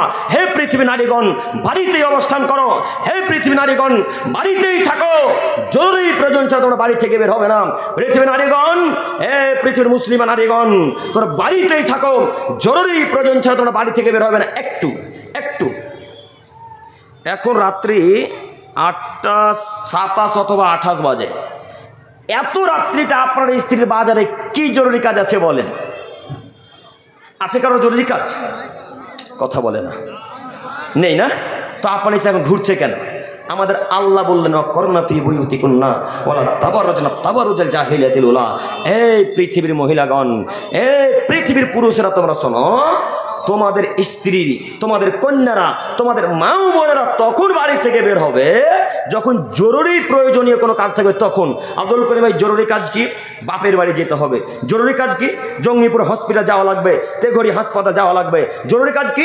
স্কুল কলেজ বিশ্ববিদ্যালয় যাওয়া লাগবে। জরুরি কাজ কি? কেউ মারা গেছে, কেউ অসুস্থ আছে, দেখতে যেতে হবে। এখন রাত্রি 8:30টার সময় আপনার কন্যার কি জরুরি কাজ আছে বলেন? এখন আপনার স্ত্রীর কি কাজ আছে জরুরি বলেন? আপনাকে অনুরোধ জানাচ্ছি, শুনুন, আল্লাহ বললেন পৃথিবীর মহিলাগণ বাড়িতেই থাকবে, জরুরি প্রয়োজন ছাড়া তারা বাড়ি থেকে বেরোবে না। একটু এখানে আমি একটা কথা আপনাকে পেশ করে বোঝাতে চাচ্ছি, সেটা হচ্ছে এই যে আপনার কন্যা এখনো বাজারে আছে, তাহলে আপনি বোঝাতে চাচ্ছেন যে আপনার কন্যা খ্রিস্টানদের সাথে মিশে গেছে। কেন? আল্লাহ বলছেন জাহিলিয়াতে নারীরা, বর্বরতা যুগে নারীরা, বিশ্বলয়ের মহিলারা, পতিদলের মহিলারা যেমন অর্ধনগ্ন হয়ে নগ্ন হয়ে রাস্তাঘাটে ঘুরে বেড়াতো, তাদের মতো তোমাদের কন্যারা রাস্তাঘাটে ঘুরতে পাবে না। ইহুদিদের কন্যাদের মতো, খ্রিস্টানদের মহিলাদের মতন, বৌদ্ধদের মহিলাদের মতন, সাঁওতালদের মহিলাদের মতন তোমাদের মুসলমানের কন্যারা রাস্তাঘাটে বেহায়া ঘুরতে পাবে না। এবার আপনি দেখেন আপনার কন্যা বেহায়া ঘোরাঘুরি করছে, না নগ্ন হয়ে অর্ধনগ্ন হয়ে পোশাক পরে ঘোরাঘুরি করছে, আপনার ব্যাপার। আপনাকে বোঝাতে চাচ্ছি, যারা নগ্ন হয়ে ঘোরাঘুরি করে তারা বেহায়া নারী, অশিক্ষিত নারী, জাহিলিয়াতের যুগের নারীর কথা আল্লাহ তাআলা নিজে বলছেন। আপনাকে নিজের পক্ষ থেকে একটা বাক্য বলতে আসেন, মুরব্বী সাহেব হিসাব করে কথা মিলিয়ে নেবেন আমার সাথে, আপনার কথা আমার কথা আপনি মিলিয়ে নিয়ে দেখেন তো আব্দুল করিম কথা ভুল বললো কিনা। যদি আব্দুল করিম কথা ভুল বলে দেয়, আব্দুল করিমকে স্টেজেই বলেন বা স্টেজ থেকে আমার সাথে সাথে বলেন, আব্দুল করিম ভাই এই কথা ভুল বলেছেন। আসলে যদি আমি আব্দুল করিম ভুল হয় কথা, আমি সঙ্গে সঙ্গে এই সমাজে ক্ষমা চাইতে প্রস্তুত। আর যদি আমার কথা ভুল না হয়, আমার কথাকে আপনাকে মান্যতা দিতে হবে, এ কথাই ঠিক। মানা যাবেন ইনশাল্লাহ? মানা যাবে ইনশাল্লাহ? ইনশাল্লাহ। একটু দেখেন তো, আবার একটা আয়াত পেশ করি, দেখি আপনি বুঝতে পারেন কিনা। মহান আল্লাহ তাআলা আমাদের নবীকে বলছেন, ইয়া আইয়ুহান নবী, হে সম্মানিত নবী, ইয়া আইয়ুহান নবী, হে মহামান্য নবী। এখানে একটা কথা বলি, যদিও সময় অতীব কম, একটা কথা না বললে আর হচ্ছে না। আমাদের আল্লাহ যখনই নবীকে ডেকেছেন তখনই সম্মানমূলক কথা দিয়ে ডেকেছেন, সম্মানমূলক কথা বলে ডেকেছেন। দেখেন তো বুঝতে পারছেন কিনা। যখনই আল্লাহ কোরআন মাজিদে বলেছেন ইয়া আইয়ুহান নবী, তখন তিনি বলছেন হে মহামান্য নবী। ওই যে যখন আপনাদের স্টেজে নেতা আছে তখন বলেন না মাননীয় অমুক মহাশয়, বলেন না মনে হয় মাননীয় মুখ্যমন্ত্রী সাহেবা, বলেন কি? কথা বোঝাতে পারি না। এইভাবে যেমন আপনারা মাননীয় মুখ্যমন্ত্রীকে সম্মান জানাচ্ছেন, যেমন আমার আল্লাহ আমার নবীকে সম্মান দিয়ে ডেকে বলছেন ইয়া আইয়ুহার রসুল, হে সম্মানিত রসুল। এই যে কোরআন নাই, এই যে কোরআন এখানে আছে, কোরআন মাজিদের মধ্যে আয়াতগুলো পাবেন। তবে একটা কথা মিলিয়ে দেখবেন, যখন আল্লাহ ইব্রাহিমকে ডেকেছে, যখন আল্লাহ জাকারিয়াকে ডেকেছে, যখন আল্লাহ ঈসাকে ডেকেছে, তখন তিনি বলেছেন ইয়া ইব্রাহিম, হে ইব্রাহিম, ইয়া ঈসা, হে ঈসা, ইয়া ইউসুফ, হে ইউসুফ। এদেরকে এত সম্মান দেয়নি যত সম্মান আমার নবীকে দিলেন। কথা বুঝতে পারলাম না, কথা কি বুঝে এলো? আল্লাহ নবীকে সম্মান দিয়ে ডাকতে পারেন, আমাদের আল্লাহ আমাদের রসুলকে সম্মান দিয়ে ডাকতে পারেন। আর আপনার 3 নাম্বার শ্রেণীর টাকাওয়ালা হুজুর তিনি বলছেন ইয়া নবী। কথা বুঝতে পারলাম না। আল্লাহ বলছেন সম্মান দিয়ে আমার নবীকে, আর আপনার নবী শুরু করলেন ইয়া নবী সালাম আলাইকা, এই বলে শুরু করলেন। এখন বলেন তো আমার নবীর সম্মান কমলো না বাড়লো? কমলো। তাহলে এই হুজুরের কথার মান্যতা দেওয়া যাবে না। আপনারা কোনোদিন বলবেন না ইয়া নবী সালাম আলাইকা, বলবেন ইনশাল্লাহ? ইনশাল্লাহ। আমি সম্মানের বিষয়টা বুঝাতে পারলাম তো। আল্লাহ বলছেন ইয়া আইয়ুহান নবী, হে মহামান্য নবী, কুল্লি আজওয়াজিকা ওয়া বানাতিকা ওয়া নিসাইল মুমিনিন। আপনি আপনার স্ত্রীদেরকে বলেন, তার মানে একাধিক স্ত্রী, একটা স্ত্রী নয়। ইয়া আইয়ুহান নবী, হে আমার সম্মানিত নবী, আপনি আপনার স্ত্রীদেরকে বলেন, আপনার কন্যাদেরকে বলেন, এবং পৃথিবীতে যত মুমিনা মহিলা নারী ঈমান এনেছে, যত মহিলারা ঈমান এনেছে, সারা পৃথিবীর কন্যাদেরকে মুমিনা নারীদেরকে বলেন ইউদনিনা আলাইহিন্না মিন জালাবিবিহিন্না। হে পৃথিবীর নারীগণ, হে আমার স্ত্রীগণেরা, হে আমার কন্যাগণেরা, রাস্তা থেকে যখন বাড়ি থেকে যখন রাস্তায় বের হবে তখন একটা বড় চাদর নিয়ে মুখমণ্ডলকে আর বক্ষস্থলকে সুন্দর করে এভাবে ঢেকে বেরোবেন। বাণী কার? কে কাকে বলছেন? কে কাকে বলছেন? আমি প্রথম বাক্যে একটা কথা বলতে ভুলে গেছি, সেটা হচ্ছে এই যে আমি মাঝে মাঝে প্রশ্ন করি আপনাদেরকে, প্রশ্নের উত্তর না দিতে পারলে অপমান হবেন। কথাটা বলিনি মনে হয় না, বলতে ভুলে গেছিলাম, তাই বুঝতে পারেন না। আমার নবীকে আল্লাহ বলছেন গো, নবী আপনার কন্যাদেরকে বলেন তোমরা যখন বাড়ি থেকে বের হবে, সারা পৃথিবীর নারীদেরকে বলেন তোমরা যখন বাড়ি থেকে বের হবে তখন তোমরা বক্ষস্থলকে ঢেকে মুখমণ্ডলকে ঢেকে তারপরে বের হবে। যদি তোমাদের স্ত্রী, তোমাদের কন্যারা, তোমাদের সারা পৃথিবীর মা বোনেরা এইভাবে চলাচল করে, তাহলে মহলদার পাড়া, রামপুরা, তেঘরি আর পৃথিবীতে যেখানে যা লুচ্চালা বাঙ্গা ছেলেগুলো বোট খেলে আর আড্ডা মারে, এই সমস্ত ছেলেরা আপনার মেয়েকে টিটকারি মারতে পারবে না।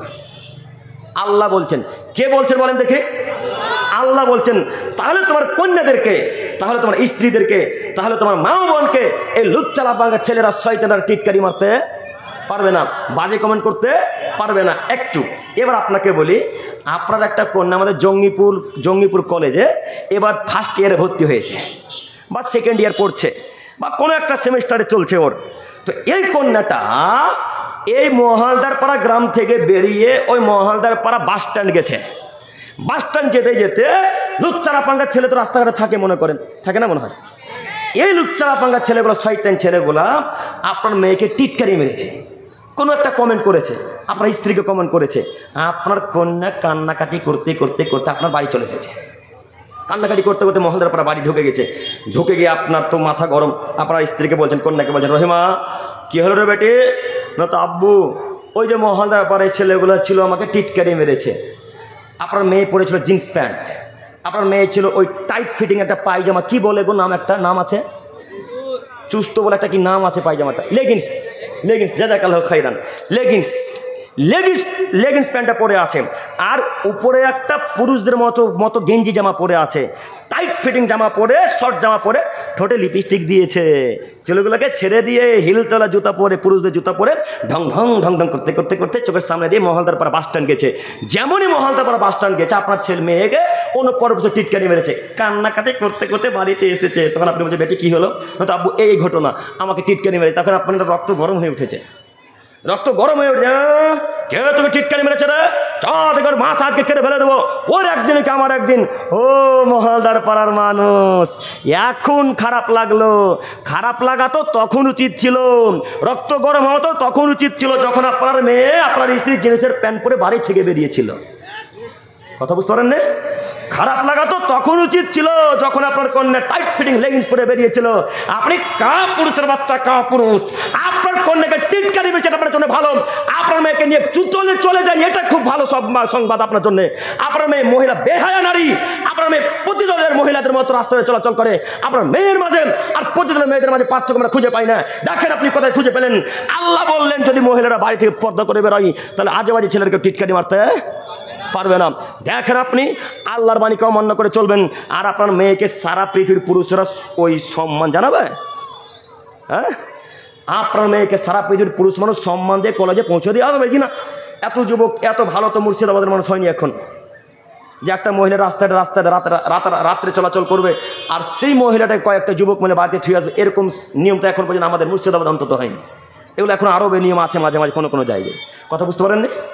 আর ওর একাকি জায়গায় যদি কোনো মহিলা চলে যায় তাহলে ওই গ্রাম থেকে তার বাড়িতে থেকে পৌঁছে দিয়ে আসা হয়, এটা তাদের নীতি। আর আমাদের নীতি সময় পেলে তো কী হবে বুঝতে পারছেন। আপনাকে আমি অনুরোধ জানাচ্ছি, এই যে কন্যাটা যে এই যে ফার্স্ট ইয়ারে ভর্তি হয়েছে, এবার দ্বিতীয় সেমিস্টার চলছে, সেকেন্ড সেমিস্টার, এই মহিলাটাকে ঠেকাবেন আপনি না আমি?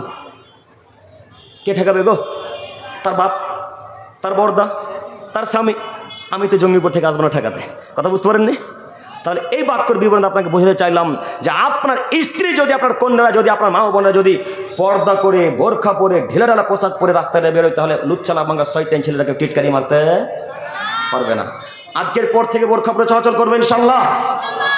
আজকের পর থেকে বোরখা পরে চলাচল করবে সারা মহলদার পাড়া মানুষ, মহিলারা, ইনশাল্লাহ, ইনশাল্লাহ।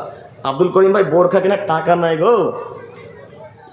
ও, বোরখা কেনার টাকা নাই, কিন্তু মোবাইল কেনার টাকা ঠিকই আছে, তাই না? আচ্ছা, মোবাইলের জায়গাতে আবার আসবো ইনশাল্লাহ। তার আগে একটা জরুরি কথা বলি, যদি টাকা আসলেই না থাকে তো আব্দুল করিমের কাছে চাইবেন। বোরখার দাম কত শেখ? 1500 টাকা না? 1500 টাকা, 1300 টাকা, 1400 টাকা, 1000 টাকাই হলো। আচ্ছা, 1500 টাকাই হলো। এখন আব্দুল করিমকে বলেন, ব্যাগটা কই গো? ব্যাগ কই আমার ওখানে যে, আচ্ছা ওই ব্যাগে টাকা আছে। একজন মহলদার পাড়ার মানুষ বলেন যে আব্দুল করিম ভাই আমার 1500 টাকা নেই, আমাকে দিয়ে যান। এখনই দিয়ে যাবো ইনশাল্লাহ, এখনই বোরখাকে টাকা দিয়ে যাবো ইনশাল্লাহ। আর যদি আব্দুল করিমের কাছে চাইতে লজ্জা লাগে তাহলে বাপ বেটা জঙ্গিপুর স্টেশনে ভিক্ষা করবেন। বাপ বেটা জঙ্গিপুর দূর হয়ে যাবে, লালগোলার কাছে মনে হয়, লালগোলা স্টেশনে ভিক্ষা করবেন। আব্দুল করিম ভাই কেমন কথা বলছেন গো, লালগোলার মানুষ যে সবাই চিনে মহলদার পাড়ার মানুষকে। ও মহলদার পাড়ার মানুষকে যদি লালগোলার মানুষ চিনে ফেলে তাহলে চলে যাবেন বাপ বেটা শিয়ালদা স্টেশনে। শিয়ালদা স্টেশন ভারতবর্ষের জনসংখ্যার দিক দিয়ে সব থেকে বড়। এখানে জেনারেল ছাত্র কেউ নাই, আপনারা জেনারেল ছাত্র কেউ নাই? সব থেকে বড় স্টেশনের নাম কি ভারতবর্ষের জনসংখ্যার দিক দিয়ে? শিয়ালদা। হ্যাঁ না, শিয়ালদা জনসংখ্যার দিক দিয়ে। হাওড়া হচ্ছে স্টেশনের দিক দিয়ে বড়, লাইনের দিক দিয়ে। কথা বুঝতে পারেননি? হাওড়া হচ্ছে লাইনের দিক দিয়ে বড়, আর সব থেকে বেশি লোক আসবে শিয়ালদাতে। এরা সব থেকে বড় স্টেশন ভারতবর্ষের। তো আপনি আর আপনার বাপ ওই শিয়ালদা স্টেশনে ভিক্ষা করবেন। ভিক্ষা করে করে করে করে করে করে করে করে করে যেদিন 1500 টাকা হবে, যদি বাড়িতে 2টা মহিলা থাকে 3000 টাকা যেদিন হবে, সেই দিন বাপ বেটা কলকাতা থেকে বোরখা কিনে লালগোলা দিয়ে মহলদার পাড়াতে প্রবেশ করবে ইনশাল্লাহ। পারবেন ইনশাল্লাহ? পারবেন না ইনশাল্লাহ? যদি বোরখা না কেনা হয় তাহলে পুরুষের পরিচয় দিয়েন না। আপনি বোরখা যদি মহিলাকে পড়াতে না পারেন তাহলে পুরুষের পরিচয় দিয়েন না। হাজারো পুরুষ মানুষ আছে যারা নিজের মহিলাকে, নিজের কন্যাকে, নিজের স্ত্রীকে বোরখা পড়তে নিষেধ করে না? কত প্রমাণ নেবেন? কত বাড়ি থেকে যে কল এলো, তার ভাই কল করছে, তার স্বামী কল করছে যে ভাইয়া আমার স্ত্রীকে বোরখা পড়াতে চাচ্ছে, তো আমার বাপ রাজি হচ্ছে না। তো আচ্ছা আপনাকে বলি, বিবাহ আপনি করেছেন না আপনার বাপ করেছে? কে করেছে গো? আপনি। তো তার উপর নেতৃত্ব আপনার বাপের চলবে না আপনার চলবে? কথা বুঝতে পারলাম না। যে বিবাহ করেছে, মোহনাদ করেছে, তাহলে আপনার বাপের এখানে অনুমতির প্রয়োজন নেই। মেয়েকে, স্ত্রীকে বোরখা পরার বাপের অনুমতি কি প্রয়োজন? হাজারো পরিবার আছে। আপনাকে আমি অনুরোধ জানাচ্ছি যে আজকের পর থেকে বোরখা পরে চলাচল করবে ইনশাল্লাহ মহিলারা। ইনশাল্লাহ ইনশাল্লাহ। আল্লাহ তুই মহলদার পাড়ার মানুষকে কবুল করো, সকলে বলি আমিন। সম্মানিত তিনি ভাই বোন, এরপরের একটা আয়াত একটু আপনারা আমার দিকে তাকান। মহান আল্লাহ তাআলা বলেন, ওয়াইদা সালতুমুহুন্না মাতান ফাসালুহুন্না মিন ওয়ারাই হিজাব যালিকুম আতহারু লিকুলুবিকুম ওয়া কুলুবিহিন্না। হে পৃথিবীর মহিলাগণ, হে পৃথিবীর পুরুষগণেরা, তোমরা যখন নারীদের কাছ থেকে কিছু নিবে তখন পর্দার আড়াল থেকে নিবে। যদি তোমরা পর্দার আড়াল থেকে নাও তাহলে তোমাদের অন্তর এবং নারীদের অন্তর পবিত্র থাকবে। বাণী কার বলেন দেখি? আল্লাহ। আল্লাহ বললেন যদি মহিলারা পর্দার আড়াল থেকে কোনো কিছু নেই তো তাদের ঈমান পবিত্র থাকবে, তাদের অন্তর পবিত্র থাকবে। একটু আপনাদের মহলদার পাড়া বাজার গ্রামে যখন ওই আমাদের জঙ্গিপুর, সন্তোষপুর, ধলোর ওই সাইড থেকে যখন ওই 10 টাকার ফেরিওয়ালা আসে, 20 টাকার ফেরিওয়ালা আসে, সবজিওয়ালা বিক্রি করতে আসে, তখন আপনার স্ত্রী আর আপনার কন্যা, আপনার মা সবজিওয়ালার কাছে সবজি কিনতে যায়, ফেরিওয়ালার কাছে ফেরি আনতে যায়। এই সময় কি আপনার মায়ের বুকে কাপড় থাকে? এই সময় কি আপনার মায়ের মাথাতে কাপড় ছিল? এই সময় কি আপনার মায়ের পিঠে কাপড় ছিল? এই সময় আপনার মায়ের পিঠে কাপড় ছিল না। হাজারো প্রমাণ। সকালবেলায় মহলদার পাড়া দিয়ে সবজিওয়ালা যখন সবজি বিক্রি করতে আসবে তখন আপনার মা প্রত্যেকটা ভেন্ডির আগালকে ভেঙে ভেঙে নিবে। ভেন্ডি বুঝতে পারলেন? রামপটল না ভেন্ডি? ভেন্ডি না, ঢেঁড়স। এক এক জায়গায় এক এক যেরকম। ওই কলকাতার দিকে গেলে ভেন্ডি বুঝতে পারেন, ঢেঁড়স বলতে হয়। তো ঢেঁড়স, এই যে ঢেঁড়সটার প্রত্যেকটা আগালকে ভেঙে নিলেন। লালগোলা থেকে যে লোকটা ঢেঁড়স বিক্রি করতে এসেছে এই লোকটার ওজন এখন কমলো না বাড়লো গো? কমলো। তো এই লোকটাকে এখন যে আপনার মাকে নেকি দিয়ে দিতে হবে কিয়ামতের মাঠে। এরই নাম অত্যাচার। কথা বুঝতে পারেননি মনে হয়? এরই নাম অত্যাচার। ওই লোকটা 5 কিলো ভেন্ডি নিয়ে এসেছে, আগাল ভাঙার পর ওজন করেছিল ওইখানকার লোকেরা না, আগাল সমেত ওজন হয়েছিল, আগাল সহ। এখন আপনার মা যে 500 গ্রাম ভেন্ডি নেবে তো প্রত্যেকটার ভেন্ডির আগালকে ভেঙে ভেঙে দিল জালি না বুড়া। এখন ওই লোকটার ওজন কমলো না বাড়লো গো? কমলো। তো আপনার মায়ের তাহলে নেকি এখন আপনার ওই সবজি বিক্রেতাকে দিতে হবে। কেন? এর নাম অত্যাচার। অত্যাচার নাকি কিয়ামতের মাঠে বুঝে দিতে হবে। সম্মানিত যুবক ভাই, সম্মানিত মা বোন, আপনার মাকে ঠেকান, আপনার স্ত্রীকে ঠেকান। মহিলারা সবজিওয়ালার কাছে, সবজি বিক্রেতার কাছে, আর অন্যান্য যাবতীয় লোকের কাছে যেতে পারে না। এখানে আরও একটি কথা, যখন এই অত্যাচারের কথা এলো একটা কথা বলেই যায়, এটা এক পর্যায়ের অত্যাচার। আরও অত্যাচার হচ্ছে মসজিদের টাকা চুরি হওয়া। হ্যাঁ, আরো অত্যাচার হচ্ছে মাদ্রাসার টাকা চুরি হওয়া। মাদ্রাসার টাকা নাকি হারিয়ে গেছে। আশ্চর্য দুনিয়া, টাকা কোনোদিন হারিয়ে যায় না। আপনার ক্যাশিয়ার খেয়ে নিয়েছে? হ্যাঁ, মসজিদের ক্যাশিয়ার বলছে টাকা হারিয়ে গেছে। আর আশ্চর্য, মসজিদের টাকা হারায়নি, ওই ক্যাশিয়ার সাহেব প্রত্যেক দিন মাছ কিনে নিয়ে গেছে টাকা দিয়ে, তাই টাকা কমেছে। কথা বুঝতে পারেননি? ও মাংস তো নিবেই গো, মাছও কিনে, তাই টাকা কমেছে। তারপরে শেষে যখন হিসাব দিতে পারে তখন বলছে 20,000 টাকা হারিয়ে গেছে।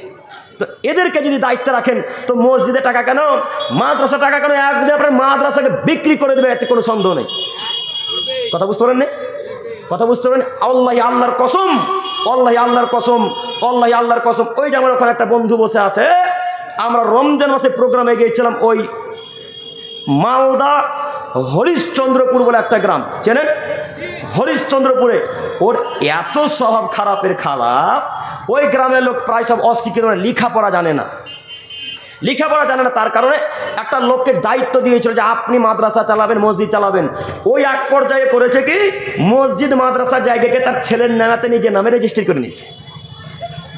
আল্লাহর কসম, আব্দুল করিমের কথা যদি বিশ্বাস না হয়, এখন পর্যন্ত আব্দুল করিম তাদের নাম্বারকে মানে সংযত রেখেছেন, নিজের কাছে রেখেছেন। কেন? এগুলো তো আবার আহলে হাদিস এলাকা, তাই না? এগুলো আবার আহলে হাদিস এলাকা। আহলে হাদিস ভাইরা প্রমাণ ছাড়া কথা বিশ্বাস করে না, তাই না? এই খুশুসিয়াতটা যে কত আমি ভালোবাসি আহলে হাদিস ভাইদের। আমি নিজেও আহলে হাদিস, আমি নিজেও সলফে সালেহীনদের মানহাজকে অনুসরণ করি। এই আকীদাটা কত ভালো লাগে আমাকে, আমি আপনাকে কোন বাক্য দিয়ে বুঝাবো? সম্মানিত দিনী ভাই, এই যে মাদ্রাসার টাকা হারালো, মাদ্রাসার জায়গা হারিয়ে যাচ্ছে, আপনারা কি মনে করেছিল হিন্দুরা চুরি করতে এসেছিল? খ্রিস্টানরা এসেছিল ফিলিস্তিন থেকে, ফিলিস্তিন থেকে ওই ইসরায়েল থেকে ইহুদিরা এসেছিল? না, তারা তো আসেনি, তারা আসবে না। এই গ্রামের যারা দায়িত্বশীল তারাই চুরি করেছে, এই গ্রামের যারা দায়িত্বশীল তারাই চুরি করেছে। এমনি আমার নবী বললেন, লা তাকুমু সাত, এই আদমের ছেলে মেয়ে শোনো, কিয়ামত ততদিন পর্যন্ত হবে না, কিয়ামত ততদিন পর্যন্ত হবে না, এই পৃথিবী, এই সূর্য, এই চন্দ্র, এই তারা ততদিন পর্যন্ত ধ্বংস হয়ে খসে খসে মাটিতে পড়বে না, যতদিন পর্যন্ত অশিক্ষিত বাচ্চা অশিক্ষিত, অশিক্ষিত ছেলে অশিক্ষিত নেতৃত্ব সমাজে না দিচ্ছে, ততদিন পর্যন্ত কিয়ামত হবে না।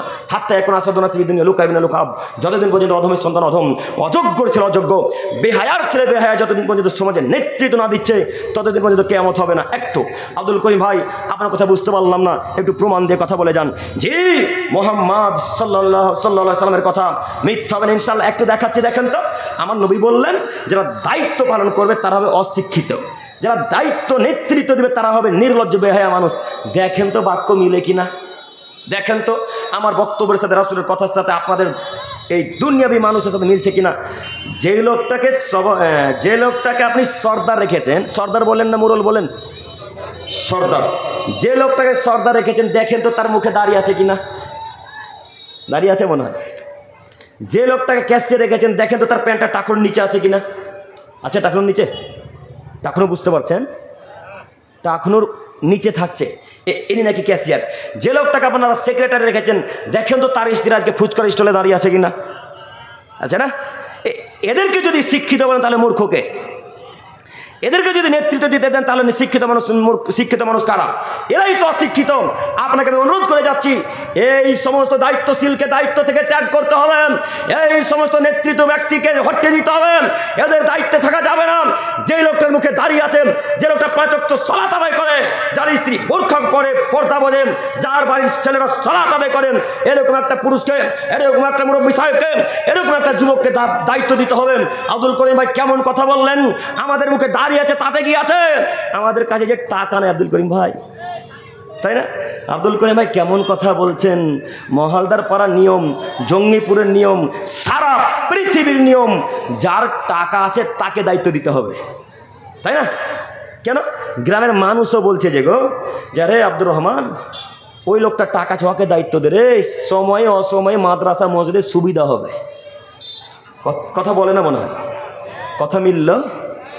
এই জন্য তাকে দায়িত্ব দিয়ে এক পর্যায়ে দেখা যায় যে টাকা সব উধা হয়ে গেছে। দেন দায়িত্ব, এখন দেন না দায়িত্ব। দেখেন আপনার মসজিদ একদিন বিক্রি করছে না, মাদ্রাসা বিক্রি করছে কিনা। আপনাকে কোন বাক্য দিয়ে বুঝাবো মাদ্রাসার টাকা গায়েব হবে মানে, মাদ্রাসার টাকা হারিয়ে যাবে মানে? দেখেন তো একটা হাদিস বুঝতে পারেন কিনা। আনাস ইবনে মালিক রাদিয়াল্লাহু তাআলা আনহু বলেন, রাসূল সাল্লাল্লাহু আলাইহি সাল্লাম বলেছেন, আলা কুল্লুকুম রাইন, হে পৃথিবীর মানুষ তোমরা প্রত্যেকের জন্য দায়িত্বশীল, অকুল্লুকুম মাসউলিন আন রায়াতিহি, এবং প্রত্যেকটা মানুষকে কিয়ামতের মাঠে তার দায়িত্ব সম্পর্কে জিজ্ঞাসা করা হবে।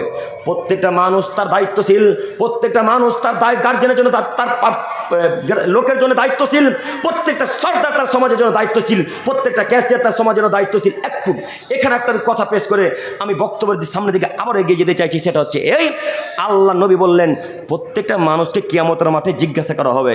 দায়িত্বশীলদেরকে যতক্ষণ পর্যন্ত দায়িত্বশীল ব্যক্তিদেরকে দায়িত্ব সম্পর্কে জিজ্ঞাসা না করা হচ্ছে ততদিন পর্যন্ত তাদের পাকে নড়তে দেওয়া হবে না, ততক্ষণ পর্যন্ত পাকে নড়তে দেওয়া হবে। একটু এবার আপনাকে বলি, ও সর্দার সাহেব, ও ক্যাশিয়ার সাহেব, ও সেক্রেটারি সাহেব, আপনাকে বলি, আল্লাহ যদি কিয়ামতের মাঠে বলে দেয় একবার, ও মহালদার পাড়ার সর্দার, ও জঙ্গিপুরের ক্যাশিয়ার, ও গঙ্গা প্রসাদের সেক্রেটারি সাহেব, আপনার টাকা হারালো কেমনে?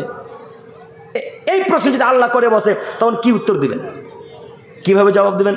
তখন আপনি বলবেন, আল্লাহ আমি জানতাম না গো যে টাকা চুরি করলে এত পাপ হয়, আল্লাহ জানতাম না টাকা হারালে এত পাপ হয়। এই কথা যেমনই বলবেন তখন আল্লাহ বলবেন, কাদাবটা, এই সেক্রেটারি সাহেব আপনি মিথ্যা বলছেন, কাদাবটা আপনি মিথ্যা কথা বলছেন কেন? আব্দুল করিম রামুল ইসলাম জঙ্গিপুর সন্তোষপুর থেকে এসে বলেনি যে টাকার দায়িত্বে যারা আছে তাদেরকেও কিয়ামতের মাঠে জিজ্ঞাসা করা হবে, সমাজের দায়িত্বে যারা আছে তাদেরকেও কিয়ামতের মাঠে জিজ্ঞাসা করা হবে, এই কথা বলেনি বক্তব্যের মাঝে। তখন আপনি বলবেন, নাম নাম নাম, হ্যাঁ আল্লাহ, হ্যাঁ হ্যাঁ আল্লাহ বলেছে গো, আল্লাহ বলেছে, আমরা তার কথাকে মিথ্যা মনে করেছিলাম, তাই তার কথাকে প্রাধান্য দিনি, এখন ঠেলা নেন। তখন আল্লাহ বলো, আচ্ছা ঠিক আছে যাও, এখন জাহান্নামে যাও। তখন কেমন উত্তর দেবেন? একটু এখানে আর একটা কথা বলি, আপনাদের গ্রামে ঘটে কিনা বলতে পারি না, তবে প্রায় এলাকাতে ঘটে। একটা কথা বলি, আমাদের নবী মুহাম্মদ সাল্লাল্লাহু আলাইহি সাল্লাম বললেন, লিল মুমিনি আলাল মুমিনি সিত্তু খিসাল, একজন মুসলমান আর একজন মুসলমানের উপর অধিকার রাখে 6টি। একটু আপনার আমার দিকে তাকান, বক্তব্যের বাক্য এদিক ওদিক হয়ে গেলে আপনি বুঝতে পারবেন আমি খুব গুরুত্বপূর্ণ কথা বলতে যাচ্ছি। সেটা হচ্ছে এই, একজন মুসলমান আর একজন মুসলমানের উপর অধিকার রাখে 6টি। কয়টি? 6টি। আমি 6টা বাক্য এখানে বলার সময় নেই, আমি একটা বাক্য 3 নম্বর বাক্য বলে আমি বিদায় নিতে চাচ্ছি ইনশাআল্লাহ। একটু আপনার আমার দিকে তাকান। 3 নম্বর বাক্য হচ্ছে এই, তিনি বললেন ইউজিবুহু ইদা দাওয়াহু, ইউজিবুহু ইদা দাওয়াহু, যখন মহালদার পাড়ার মানুষ দাওয়াত দিবে, যখন জঙ্গিপুরের মানুষ কাউকে দাওয়াত দিবে, যখন গঙ্গা প্রসাদ ভাবপুরের মানুষ, লক্ষ্মী জেলার মানুষ আর যাবতীয় গ্রামের মানুষ যখন দাওয়াত দিবে, তখন সেই দাওয়াতকে গ্রহণ করতে আপনি বাধ্য। বাণীকার মুহাম্মদ সাল্লাল্লাহু আলাইহি সাল্লামের, বাণীকার মুহাম্মদ সাল্লাল্লাহু আলাইহি সাল্লামের। যদি দাওয়াত দেয় তো দাওয়াত গ্রহণ করতে আপনি বাধ্য। একটু আমি আব্দুল করিম রামুল ইসলাম, আমরা মেয়ের বিবাহে, আমার ছেলের বিবাহে আপনাদেরকে দাওয়াত দিলাম, আপনারা যেতে এখন বাধ্য, যেতে হবেই। এখন আব্দুল করিমের মেয়ের বিবাহে গিয়ে দেখছেন সেখানে হিজড়াতে ডান্স করছে। আব্দুল করিমের মেয়ের বিবাহে গিয়ে দেখছেন সেখানে পতিতালয়ের মহিলারা খ্রিস্টানদের মতো, বিশ্বলয়ের মেয়েদের মতো রং মাখামাখি করছে মুখে। এখন কি করবেন? এখন কি করবেন? এখন আব্দুল করিমের মেয়ের বিবাহের খাদ্যের লাথি মেরে মহালদার পাড়ায় এসে আলু ভর্তারে ভাত খাবো, তবু সেখানে আমি আব্দুল করিমের মেয়ের বিবাহের মাংস ভাত খাবো না। মহালদার পাড়ার প্রায় পরিবারে যে গান বাজে, প্রায় বিবাহে যে গান বাজে, সর্দার দেখতে পায়নি, ক্যাশিয়ার জানে না গান বাজা হারাম, সভাপতি জানে না গান বাজা হারাম। একটু আমাদের নবী মুহাম্মদ সাল্লাল্লাহু আলাইহি সাল্লাম রাস্তাতে চলে যাচ্ছিলেন, সাথে আছে আব্দুল্লাহ ইবনে উমর। আমাদের নবী মুহাম্মদ সাল্লাল্লাহু আলাইহি সাল্লাম মক্কা কিংবা মদিনার কোন একটা অলিগলি দিয়ে চলে যাচ্ছেন, যেতে যেতে যেতে যেতে যেতে যেতে হঠাৎ একটা গানের শব্দ রাসূলের কানে আসলো। যেমনই আসা আমাদের নবী মুহাম্মদ সাল্লাল্লাহু আলাইহি সাল্লাম, আমাদের নবী মুহাম্মদ সাল্লাল্লাহু আলাইহি সাল্লাম, আমাদের নবী মুহাম্মদ সাল্লাল্লাহু আলাইহি সাল্লাম 2 হাতের আঙুলকে এইভাবে 2 হাতে কানে শক্ত করে চিপে ধরে নিলেন। শক্ত করে চিপে ধরে আব্দুল্লাহ ইবনে ওমরকে দ্রুত রাস্তা থেকে সরে গিয়ে অনেক দূর চলে গিয়ে আব্দুল্লাহ ইবনে ওমরকে বলছেন, আব্দুল্লাহ হাল তাসমাউ শাইয়া, তুমি কি কিছু শুনতে পাচ্ছ? আব্দুল্লাহ হাল তাসমাউ শাইয়া, তুমি কি গান বাজনার শব্দ পাচ্ছ শুনতে? তখন আব্দুল্লাহ রাদিয়াল্লাহু তাআলা আনহু আরবি ভাষায় বললেন, লা, জি না আল্লাহ নবী, গান বাজার শব্দ তো এখন কানে আসে না। এই কথা আব্দুল্লাহ যেমন বললেন, আমাদের নবী মুহাম্মদ সাল্লাল্লাহু আলাইহি সাল্লাম ফারাফা ইসবাহি মেনুজনাইহে, তার 2 কান থেকে 2 হাতের আঙুলকে বের করে নিলেন। বলেন তো মহালদার পাড়ার মানুষ গান বাজনা এখন হালাল না হারাম? হারাম। এই যে বিবাহে গান বাজনা বাজলো, আপনার সর্দার দেখেনি, আপনার ক্যাশিয়ার দেখেনি, আপনার সভাপতি সাহেব দেখেনি, আপনার সেক্রেটারি সাহেব দেখেনি, এদেরকে কিয়ামতের মাঠে আল্লাহ জিজ্ঞাসা করবেন না মনে হয়? করবেন? যদি জিজ্ঞাসা করেন তাহলে এরা বড় বিপদে, এরা কত বিপদে আমি বুঝাতে পারি না। ও সর্দার সাহেব, আপনাকে আমি আবার অনুরোধ জানাচ্ছি, দায়িত্ব পালন করতে পারেন না, আজকে রিজাইন দিয়ে ইস্তফা দিয়ে বাড়িতে বসে থাকেন, ছেড়ে চলে যান। কিয়ামতের মাঠে বাঁচার পথ আছে ইনশাল্লাহ। দায়িত্ব পালন করতে পারেন, আজকে ত্যাগ করেন দায়িত্ব, বাঁচার পথ আছে ইনশাল্লাহ। আর আজকের পর থেকে যদি ওই বিবাহে বিবাহ পড়াতে যান, ওই বিবাহে গান বাজনা বিবাহে যদি খেতে যান, গান বাজনা যেখানে বাজে সেখানে যদি বিবাহ পড়াতে যান, কিয়ামতের মাঠে নিশ্চিত আপনাকে পাকড়াও হতে হবেন। অবশ্যই আল্লাহ ধরবেন, সেদিন প্রশ্নের উত্তর দিতে পারবেন না, জবাব দিতে পারবেন না। একটু আপনাকে আমি করার জন্য অনুরোধ জানাচ্ছি, যারা দায়িত্বশীল আছেন তাদেরকে আমি অনুরোধ জানাচ্ছি, আজকে এই মঞ্চে এইখানে এই মাইকের সামনে আমি আব্দুল করিম যখন বক্তব্য রাখছি, এই মাইকে এসে বলেন, যেই পরিবারে গান বাজনা বাজে সেই পরিবারে আমাদের সর্দার, ক্যাশিয়ার, সভাপতি, গ্রামের কোনো দায়িত্বশীলরা তাদের বাড়িতে যাবে না ইনশাল্লাহ। ইনশাল্লাহ সর্দার সাহেবকে এই বাক্য বলতে হবে। সর্দার সাহেব আব্দুল করিম ভাই কেমন করে বলবে গো, তার ছেলের বিবাহে যে গান বাজনা বেজেছে, হ্যাঁ? তো এরকম সর্দারকে তো মসজিদে রাখা যায় না, এরকম সম্পাদক, এরকম ক্যাশিয়ার তো মসজিদ মাদ্রাসায় থাকতে পারে না। কথা বোঝাতে পারলাম না, কথা বুঝতে পারেননি?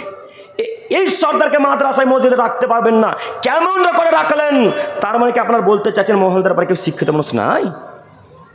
আছে, হাজার মহলদার পাড়ে আমরা শিক্ষিত, আমি জানি অনেক মানুষ শিক্ষিত আছে। কেন আপনারা ওই লোককে শিক্ষিত, কেন ওই লোককে ওই পর্যায়ে রাখলেন, ওই দায়িত্বে রাখলেন? সম্মানিত তিনি ভাই বোন, আমাদের নবী মুহাম্মদ সাল্লাল্লাহু আলাইহি ওয়াসাল্লাম বললেন, কিয়ামত ততদিন পর্যন্ত হবে না যতদিন পর্যন্ত অশিক্ষিত মানুষেরা বড় বড় অট্টালিকা তৈরি না করছে, যতদিন পর্যন্ত অশিক্ষিত মানুষেরা বড় বড় অট্টালিকা তৈরি না করছে, ততদিন পর্যন্ত কিয়ামত হবে না।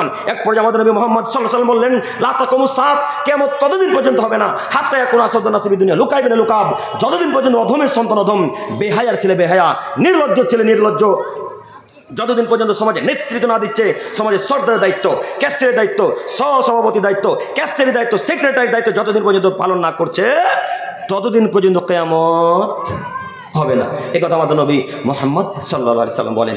একটু আপনাকে আমি অনুরোধ জানাচ্ছি, আপনার সাথে আমার কোনো শত্রুতা নেই। আমি আপনাদের এলাকায় আজকে নতুন, তাই না? নতুন মনে হয় না? গঙ্গাপ্রসাদ গেছেন, গঙ্গাপ্রসাদে এসেছি, আপনাদের এলাকাতে আসিনি, আশেপাশে এলাকাতে রামপুরা টামপুরাতে এসেছি, কিন্তু এই এলাকায় আমি নতুন, এটা আমিও জানি। তো আপনার সাথে আজকে আমার নতুন সাক্ষাৎ, মানে এর আগে হয়েছে, আচ্ছা হতে পারে, কিন্তু এই গ্রামের মানুষের সাথে আমার নতুন সাক্ষাৎ। তো আপনারা কি মনে করেছেন আপনার সাথে আমার কোনো শত্রুতা আছে? না আপনারা মনে করেছেন কেউ বাক্য শিখিয়ে দিল? আব্দুল করিমকে এই বাক্য শিখিয়ে দিতে হয় না, এই বাক্য আব্দুল করিম গ্রামে থাকে তো তাই বুঝতে পারে। আমিও গ্রামে বসবাস করি গো, টাউনেও থাকি, মাঝে মাঝে গ্রামেও থাকি, তো আমিও তো গ্রামের ছেলে, আম্মু গ্রাম্য অবস্থা বুঝি। তো আপনি মনে করেন আপনার সাথে আমার কোনো শত্রুতা আছে? মুরব্বী সাহেব, আপনাকে আমি অনেক অনেক অনেক অনেক সম্মান করি, আপনাকে আমি আমার আব্বুর মতো ভালোবাসি, আপনাকে আমি আমার দাদুর মতো সম্মান করি। আপনি এতটুকু মনে করিয়েন না যে আপনার সাথে আমার হিংসা আছে বা কোনো কষ্ট আছে, আপনার সাথে শত্রুতা আছে। কোনো শত্রুতা আছে? আমার সাথে কারোর শত্রুতা নেই। আমি এত জোরালোভাবে এই জোরালো কণ্ঠে বক্তব্য এই জন্যে রাখা যে আমি যেন মনে করি যে আমার বক্তব্য শোনার পর কেউ যেন পরিবর্তন হয়, এই জন্য এত জোরালোভাবে বলা। আপনি আমাকে গাল দেন, মারেন, কেটে ফেলে দেন, গাড়ি আটকে দেন, যেতে দিবেন না, সেটা আপনার ব্যাপার, কথা বুঝতে পারেননি? কিন্তু হিসাব কিয়ামতের মাঠে একদিন হবে ইনশাল্লাহ। সম্মানিত মুরব্বী সাহেব, আমি আপনার ছেলের মতো, সম্মানিত দিনী ভাই, আমি আপনার দিনী ভাই, আমি আপনার বন্ধুর মতো, আমি আপনার ভাইয়ের মতো, আপনি আমার কথাকে খারাপ নেন না। আপনাদেরকে আমি অনুরোধ জানাচ্ছি, কথা অনেকক্ষণ লম্বা করেই বললাম, শেষ পর্যায়ে এসে আমি কয়েকটি কথা বলে বিদায় নিতে চাচ্ছি। সেটা হচ্ছে এই যে আপনারা কথা যদি খারাপ নেন তো আমি কিছু করতে পারি না, কিছু বলতে পারবো না। কেন? আমাদের নবী বলছেন, যতটুকু জানো ততটুকু বলো, যতটুকু জানা আছে ততটুকু বলে দাও। জাতি মানলেই কি আর না মানলেই কি, জাতি গাল দিলেই কি আর না গাল দিলে কি। আর দাওয়াতি ফিল্ডে যারা এসেছে, যারা গাল খায়নি এখন পর্যন্ত, তারা মেনে নিতে হবে যে এরা দাওয়াতি ফিল্ডে আসল সঠিকভাবে কাজ করতে পারেনি, কথা বুঝতে পারেননি? দাওয়াতি ফিল্ডে নেমে যারা দাওয়াতি তাদেরকে গাল দেয়নি যারা, তারা মনে করে নিতে হবে এরা এখন পর্যন্ত হক কথা বলতে পারেনি। কত যে গাল খেতে হয়, মহলদার পাড়ার মানুষ দেখ, আর লক্ষ্মী জেলার মানুষ দেখ, আর গঙ্গাপ্রসাদের মানুষ দেখ, ওরা তো বলে না বাড়ি কোথায়, কত যে গাল দেয় আল্লাহ জানে, তো বলতে বুঝতে পারি না। এই জন্য আপনাকে বলি, গাল দিচ্ছেন দেন, হিসাব কিন্তু কিয়ামতের মাঠে আছে, হিসাব কিন্তু আছে। আপনি বিশ্বাস করুন, কালকে গাড়ি থেকে প্রোগ্রাম করে আসছি ওই করমজি বীরভূম জেলা, এখন প্রোগ্রামে যাবো, আবার দুটো প্রোগ্রাম আছে আজকে, এই জন্য তাড়াহুড়া করছি, বারবার ঘড়ি দেখছি, ওইখানে আবার যাব, বেরিয়ে যাব। তো বৃষ্টির জন্য কালকে প্রোগ্রাম হয়নি, তো প্রোগ্রাম হয়নি তার কারণে বাড়ি চলে আসছি। একজনের ফোন এসে, হ্যাঁ মাজারের বিরুদ্ধে এত কথা না বললে হয় না। আপনি বলেছেন মাজার একটা খ্যার দিল নাকি পাপ হয়, খ্যার বুঝেন, খ্যার লারা, এ তো লারার পরিবর্তে খ্যার বলেছিলাম মনে হয়, কোনো এক জায়গায় বলে গেছে, মনে আসে না। তো আপনি বলেছেন মাজারে খ্যার দিল নাকি পাপ হয়, আপনি কোথায় পেলেন, কীভাবে পেলেন? এ কথা বলতে না বলতে আমি শুধু জিজ্ঞাসা করছি আপনার নাম কি, নাম বলা বাদে এমন গাল শুরু করলো, আমার মা বাপকে কাউকে বাদ দিল না। তো এই যে গাল, দাওয়াতি ফিল্ডে এলে গাল খেতে হবে, এ কথাই চূড়ান্ত। কথা বুঝতে পারেননি? যতক্ষণ পর্যন্ত আপনি হক কথা না বলবেন ততক্ষণ পর্যন্ত মানুষ পরিবর্তন হবে না। আর এসে যদি জুলাইখার কাহিনী বলেন, ইউসুফের কাহিনী বলেন, কখন মানুষ হালাল হারাম বুঝবে, কখন পর্দা বুঝবে, কখন মানুষ সুদ ঘুষ বুঝবে, কথা বুঝতে পারলেন না মনে হয়, কথা বুঝেননি? এর জন্য আমি আপনাকে অনুরোধ জানাচ্ছি, আমি আপনার প্রিয় ভাই, আমি আপনার দিনী ভাই, আপনাকে আমি অনুরোধ করে বলতে চাচ্ছি, হে আমার প্রিয় দিনী ভাই বোনেরা, আপনি আমার কথাতে খারাপ নিয়েন না। আজকের আলোচনার শেষ হাদিস, একটু আপনি আমার দিকে তাকান। উকবা ইবনে আমির জোহানি রাদিয়াল্লাহু তাআলা আনহু থেকে বর্ণিত, তিনি বলেন, একদা আমাদের নবীকে তিনি জিজ্ঞাসা করলেন, আল্লাহ নবী, আফারাইতাল হামওয়া, আপনি দেবর সম্পর্কে কি বলতে চাচ্ছেন বলেন। আল্লাহ নবী, আপনি দেবর সম্পর্কে কি বলতে চাচ্ছেন বলেন। বক্তা চলে এসছে ভাই, আলহামদুলিল্লাহ। দেবর সম্পর্কে কী বলতে চাচ্ছেন বলেন। তখন আল্লাহ নবী বলেন, আশ্চর্য, দেবর হচ্ছে মৃত্যু সমতুল্য। দেবর হচ্ছে মৃত্যু সমতুল্য। দেবর মানে বুঝতে পারলেন, আপনার ভাই আপনার স্ত্রীর দেবর। কথা বোঝা যায়নি?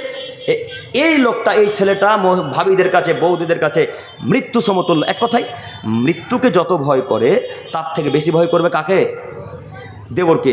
একটু এখানে একটা কথা বলি, আব্দুল করিম ভাই কেমন কথা বলছেন, দেবরকে ভয় করবে মানে? তাহলে কি আমার বউ আমার ভাইকে ভাত খুলে দিবে না? তাহলে কি আমার ভাইয়ের জামা কাপড় আমার বউ খেচে দিবে না? আমার স্ত্রী তাহলে আমার ভাইকে যত্ন নিবে না? নিবে, ভাতও খুলে দিবে, থালা বাসনও মেজে দিবে, জামা কাপড়ও কেচে দিবে। কিন্তু আপনার স্ত্রী আপনার ভাইয়ের সামনে উলঙ্গ হয়ে আসতে পারে না। আপনার স্ত্রী আপনার ভাইয়ের সামনে খোলামেলা হয়ে হাফ হাতা ব্লাউজ পরে আসতে পারে না। একজন হাত তুলে বলেন তো দেখি যে আপনার স্ত্রী এই পর্যন্ত ব্লাউজ পরে? করেননি না? তার মানে বলতে পারবেন না। তার মানে আপনার স্ত্রী আপনার ভাইকে দেখে ভয় করে না, আপনাকে ভয় করা উচিত। শুনুন সম্মানিত যুবক ভাই, বিবাহ যদি না করে থাকেন, যতদিন ক্ষমতা না হবে ততদিন বিবাহ করবেন ইনশাল্লাহ। আগে ক্ষমতা প্রয়োগ করা শিখবেন, তারপরে বিবাহ করবেন ইনশাল্লাহ। ইনশাল্লাহ। অনেক কথা বললাম, কতটুকু কথা বুঝতে পারলেন আমি বলতে পারি না, কতটুকু বুঝতে পারলেন এতটুকু বলতে পারছি না। তবে শেষ পর্যায়ে একটা কথা বলি, হে মাবুদ, হে আমাদের প্রতিপালক, তুমি আমাদের ফিলিস্তিনবাসীকে, গাজাবাসীকে রক্ষা করো। সকলে বলি আমিন। আল্লাহ, তোমার কাছে ভিক্ষে চাইছি, তোমার সম্পদ, অকাপ সম্পত্তি, আল্লাহ তোমার জমি জায়গা, মাদ্রাসা মসজিদ সব তোমার। আল্লাহ শুধু আমরা দেখাশোনা করি, আল্লাহ তুমি তোমার সম্পত্তি, তোমার মসজিদ মাদ্রাসাকে হেফাজত করো। সকলে বলি আমিন। আল্লাহ, আমরা তো মিছিল করতে পারি না, আল্লাহ রাস্তাঘাটে নেমে তো আমরা কাউকে মারতে পারি না, জঙ্গিপুরের মতো আমরা তো গাড়ি পুরাতে পারি না আল্লাহ। আর আমরা গাড়ি পুরাতেও নিষেধ করি, আমরা মিছিল করতেও নিষেধ করছি। আল্লাহ, শেষ পর্যায়ে তোমাকে বলি, আল্লাহ তুমি তোমার সম্পত্তিকে আমাদের হাতে তুলে দাও, বিলকে ক্যান্সেল করে দাও। সকলে বলি আমিন। আল্লাহ, তুমি আমার মা বোনকে বোরখা পরার সুবিধা করে দাও, বোরখা পরার তৌফিক দান করো। সকলে বলি আমিন। আল্লাহ, তুমি আমার মহল্লা পাড়ার প্রিয় দিনী ভাই ও বোনদেরকে সঠিক দিন বুঝার তৌফিক দান করো। সকলে বলি আমিন। আল্লাহ, তুমি আমার প্রিয় দিনী ভাই ও বোনকে রাসূলুল্লাহ পদ্ধতিতে 5 ওয়াক্ত সালাত আদায় করে তৌফিক দান করো। সকলে বলি আমিন। আল্লাহ, তুমি আমার প্রিয় দিনী ভাই ও বোনকে সঠিক পথে আকীদাতে হিসাবে কবুল করে নাও। সকলে বলি আমিন। এই বলে আলোচনা শেষ করলাম। সুবহানাকাল্লাহুম্মা ওয়া বিহামদিক, আশহাদু আল্লা ইলাহা ইল্লা আনতা আস্তাগফিরুকা ওয়া আতুবু ইলাইক। আসসালামু আলাইকুম ওয়া রাহমাতুল্লাহি ওয়া বারাকাতুহু।